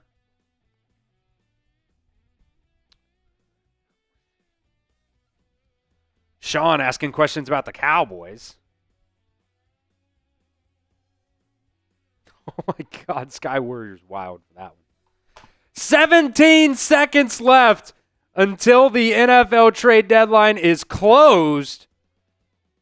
Let's see. Jets are not trading Breece Hall, who wanted to be traded. Linebacker Quincy Williams and defensive end Jermaine Johnson also not going to be traded. Offers were not good enough. So the trade deadline is closed. We'll give it just a couple more minutes here just to make sure that nothing else happens. But as of right now, Trey Hendrickson is still on the Cincinnati Bengals.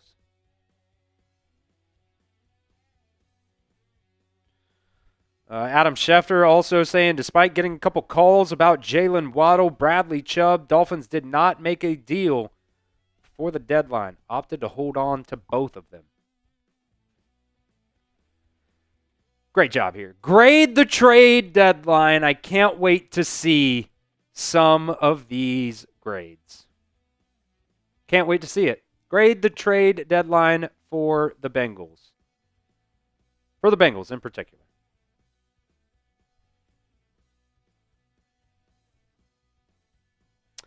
Got a D in there, F, F minus, F, D, F, F, no moves, stupid.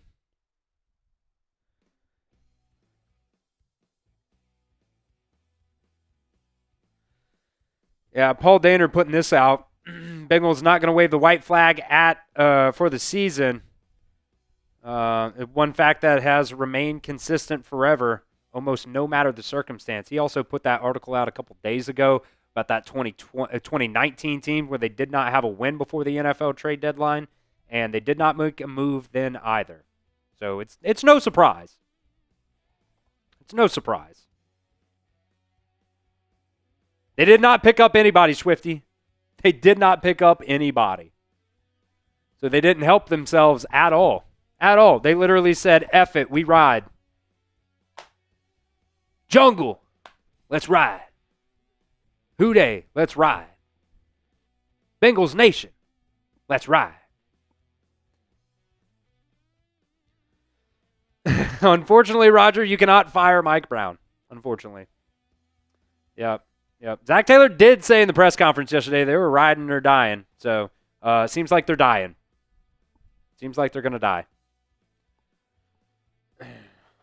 All right. Let's make sure we're good here, Billy. Not all of them. We'll hit 10 minutes or so. Just keep an eye on the time. Don't want to run too long or anything like that. But I do think we have plenty of questions in probably by now. Probably hit some of those super chats first. And I'm not sure.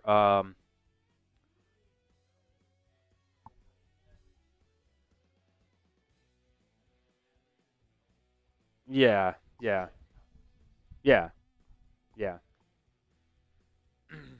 Kind of, same show flow as normal. Yeah. Make sure we've got our weigh-ins there too, or as well.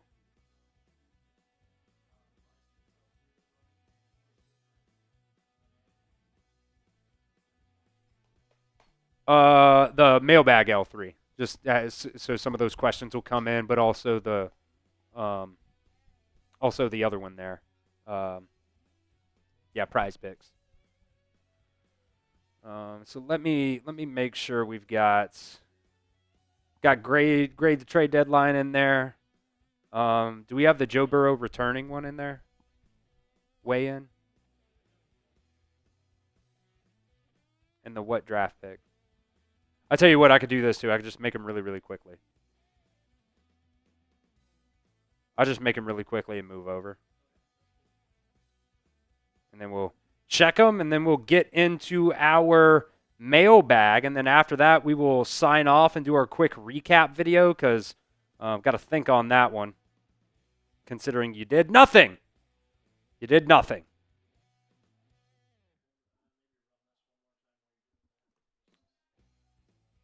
So what? Yeah. There's a $5 super chat coming in from Chris. We'll feature that on the mailbag as well.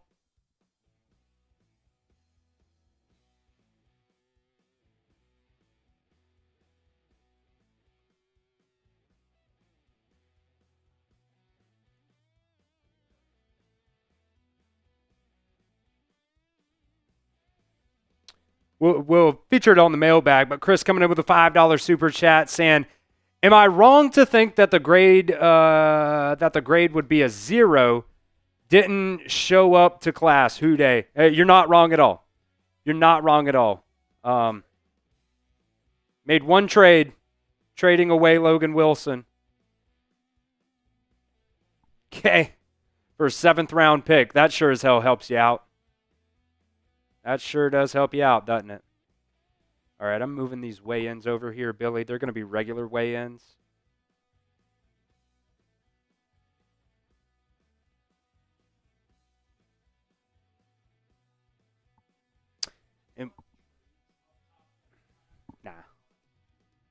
Nah, just like a regular mailbag.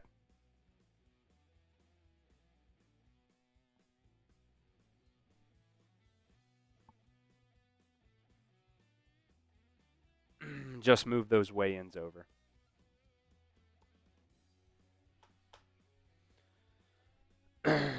Let's see. Yeah. AAR F. The 7th round pick is useless. Pretty much. Jackson. Yeah. Sure, we'll hit Jackson's here in a little bit on the mailbag. Yeah, around 5 minutes or so. Yeah.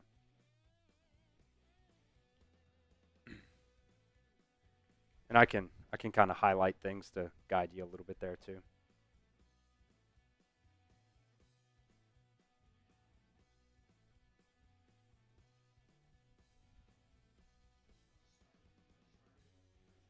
Yeah.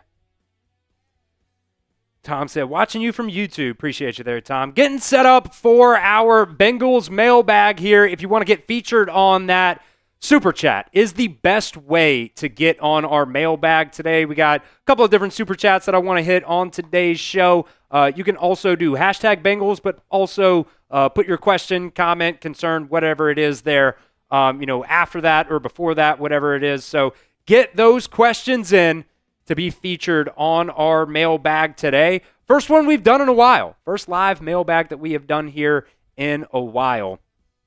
Yeah, that's probably a good one to start off with. That's fine, yeah. No, just any Super Chat, yep.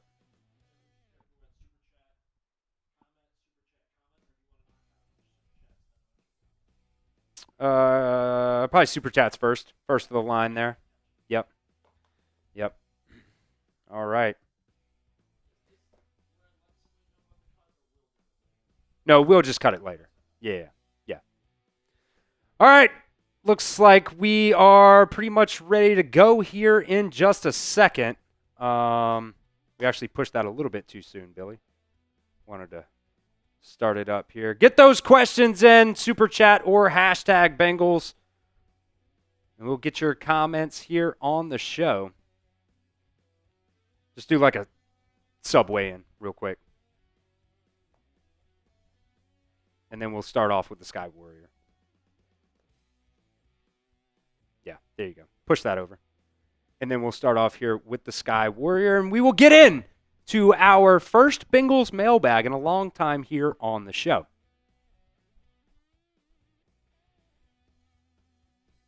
Ready? Yeah.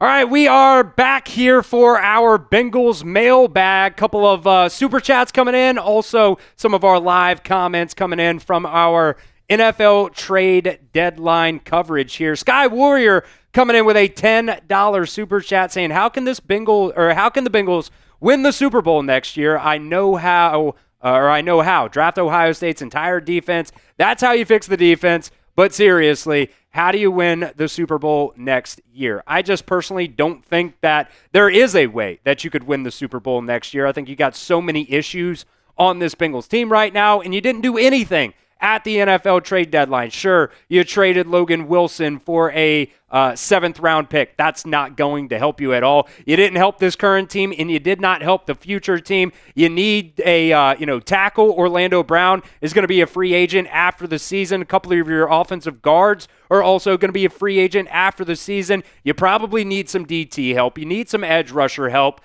Right now, they're just banking on guys to be able to develop and be better.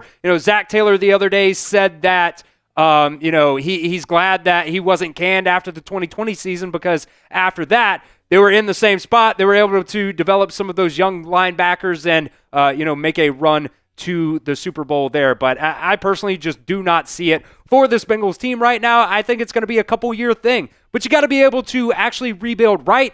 This Bengals team, this Bengals front office, especially in the ownership, doesn't seem like they really know how to do that. Ethan coming in with a $2 Super Chat saying, how about fire the defensive coordinators? You fired Lou Anarumo last year, and obviously that didn't make much of a difference. Personally, I think it's more of a talent issue out there on the football field. It's an execution issue as well. At some point, the players have to be held accountable as well. You can call whatever you want if you're the defensive coordinator. And if the players don't go out there and they're not actually able to actually, make plays on the football field. Remember a couple weeks ago, they called a blitz, Jordan Battle coming off the edge, and it was against the Jets, and he just checks up right before he gets to the quarterback, and they end up throwing a touchdown pass on that one too. So, I know a lot of people are going to be mad about, the defensive situation. A lot of people want Al Golden to be fired, but you just fired your defensive coordinator, and it hasn't gotten any better now. It was bad last year. It's bad this year. It doesn't really matter who's running things right now. I think it is more of a talent issue right now for the Cincinnati defense. JD also coming in here with a $2 super chat saying, if the Buffalo Bills fire Sean McDermott, could the Bengals hire him? Well, first, you would have to actually fire Zach Taylor. That would be the first step there. And I just don't see a world where the Bengals move on from Zach Taylor. Maybe I'm wrong. Maybe in the next couple of days. It's the bye week right now. Usually teams fire their head coach during the bye week, but I just do not see a world right now where the Bengals do actually end up firing Zach Taylor. And I don't even know if Sean McDermott would be an upgrade as your head coach. I think a lot of the success coming right now for this Buffalo offense has to do a lot with Joe Brady. And so maybe Joe Brady is a guy that I would go after. I know a guy that we've talked about a lot here on the channel is John Gruden as well. I think there's other options that you could go with instead of Sean McDermott.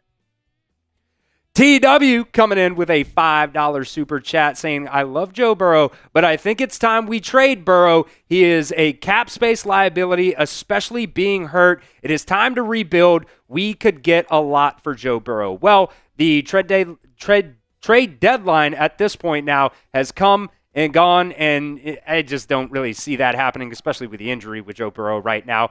I see what you mean. It would piss a lot of people off if the Bengals end up doing that. You could get a lot for Joe Burrow, and he is taking up a lot in cap space right now, but I don't think that's the move. Maybe if you were to trade, somebody else, I think T. Higgins is probably the most realistic person that you could have traded on the offensive side of the football here. I see what you're saying, but if the Bengals ended up doing that, it would definitely piss a lot of people off.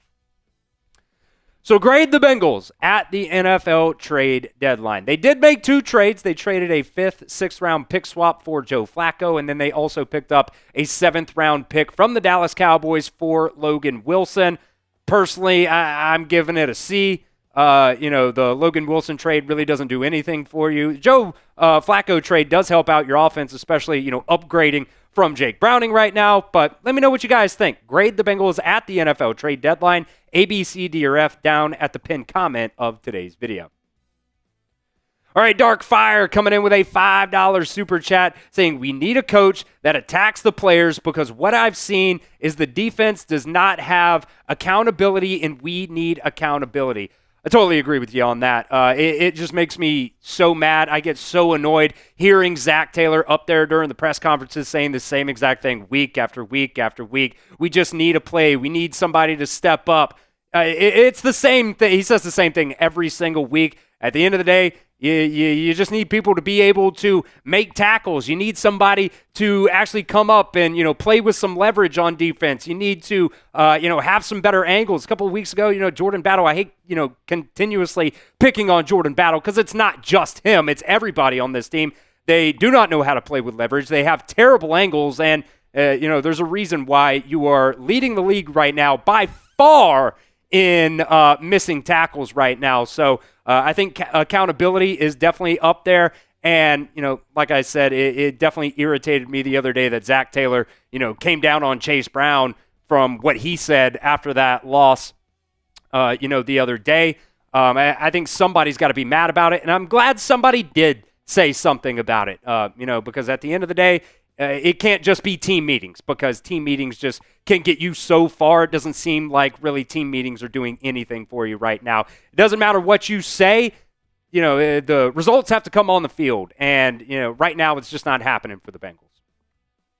All right, we'll come back here in just a second to some more mailbag questions. But first, this episode is brought to you by Prize Picks. The hard-hitting football action is even better with Prize Picks. The weather might be changing right now, but the feeling of being right never gets old. So keep the season rolling on Prize Picks by getting $50 instantly in lineups when you play your first $5. Prize Picks is the only app, and I love this, by the way, that offers stacks, meaning that you can pick the same player up to 3 times in the same lineup. You want more than on Josh Allen passing yards, rush yards, and touchdowns. Now you can pick all of them in the same lineup only on Prize Picks. This right here is a very, very good example of stacks. Going with Brock Bowers, 2 different stat projections for him, more than on receiving yards and more than on receptions at 5.5 on that. Also, going with more than on both of those, and then going with the more than on Bo Nix for that Thursday night game between the Denver Broncos and the Las Vegas Raiders.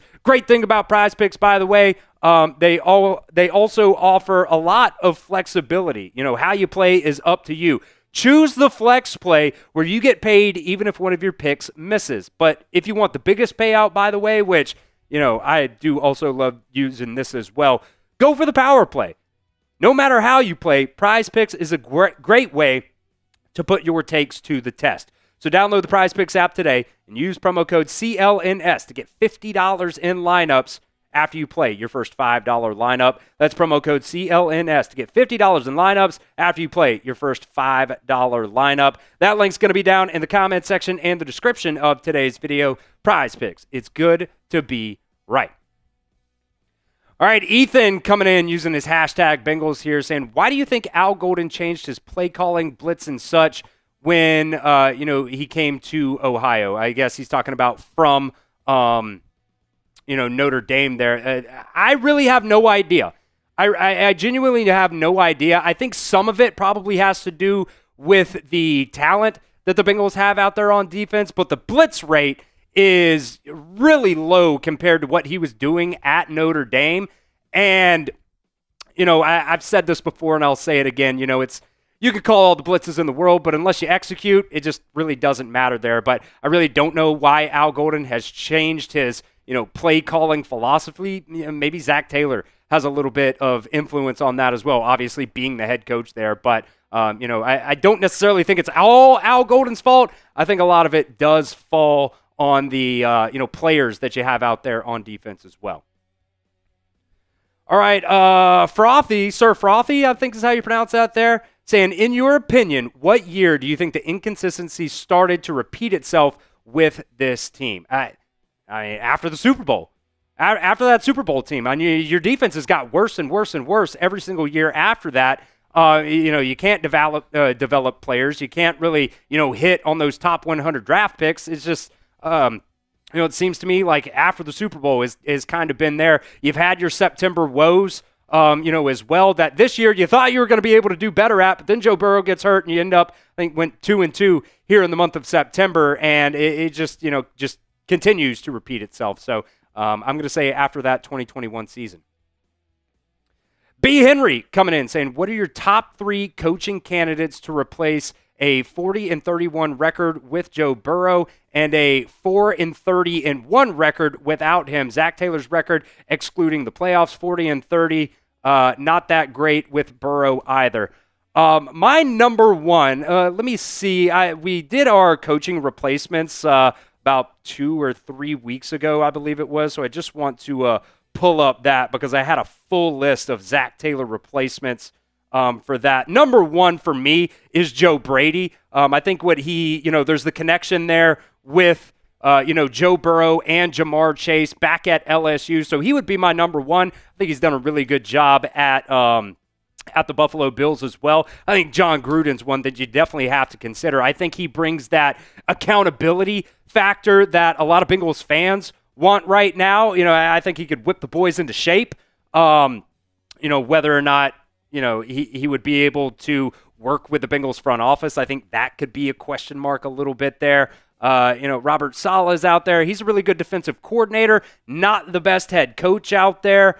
Jesse Minter is another guy that people have talked about. I think Brian Flores actually would probably be my number 3rd pick there. So, it would be Joe Brady, Brian Flores, and then probably John Gruden would be my top 3 coaching candidates.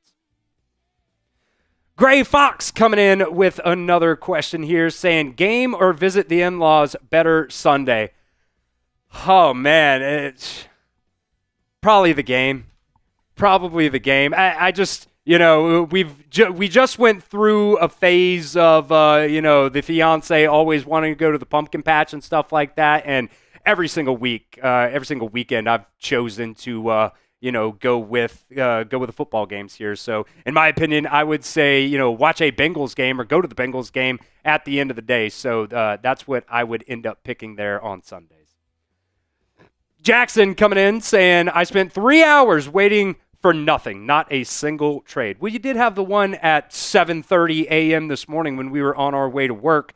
Logan Wilson traded for a 7th-round pick. It's very disappointing, and I totally understand everybody's frustration. I'm very frustrated on that as well. So, I totally understand the frustration there.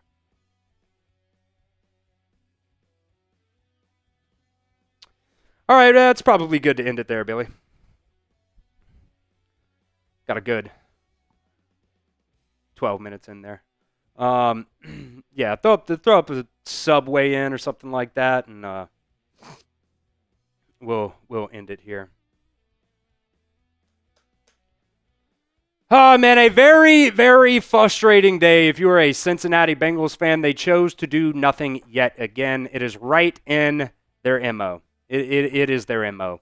They didn't help themselves in terms of stocking up on draft picks. They did not help themselves on, going out and getting better players. You could have gone either way, but they stick with the guys they got. And that just really does suck, and it is very, very annoying. So we will catch you guys. We are off this week. There is no Bengals game this week, so not going to see you guys this week. But appreciate everybody who joined us for our live show today. I thought we had a lot of fun chatting it up with you guys about the trades that have gone around the league so far at the NFL trade deadline. So I'm sure, if the Bengals continue to lose games, we're going to start getting into that draft coverage. And, hey, you never know. Maybe they do move off Zach Taylor at some point this season. But, I would definitely hold my breath on that one. So do not miss out. We got coverage for you guys all season and off season long. Also live for every single Bengals game, the good, the bad, the ugly. We've got it for you. And we will continue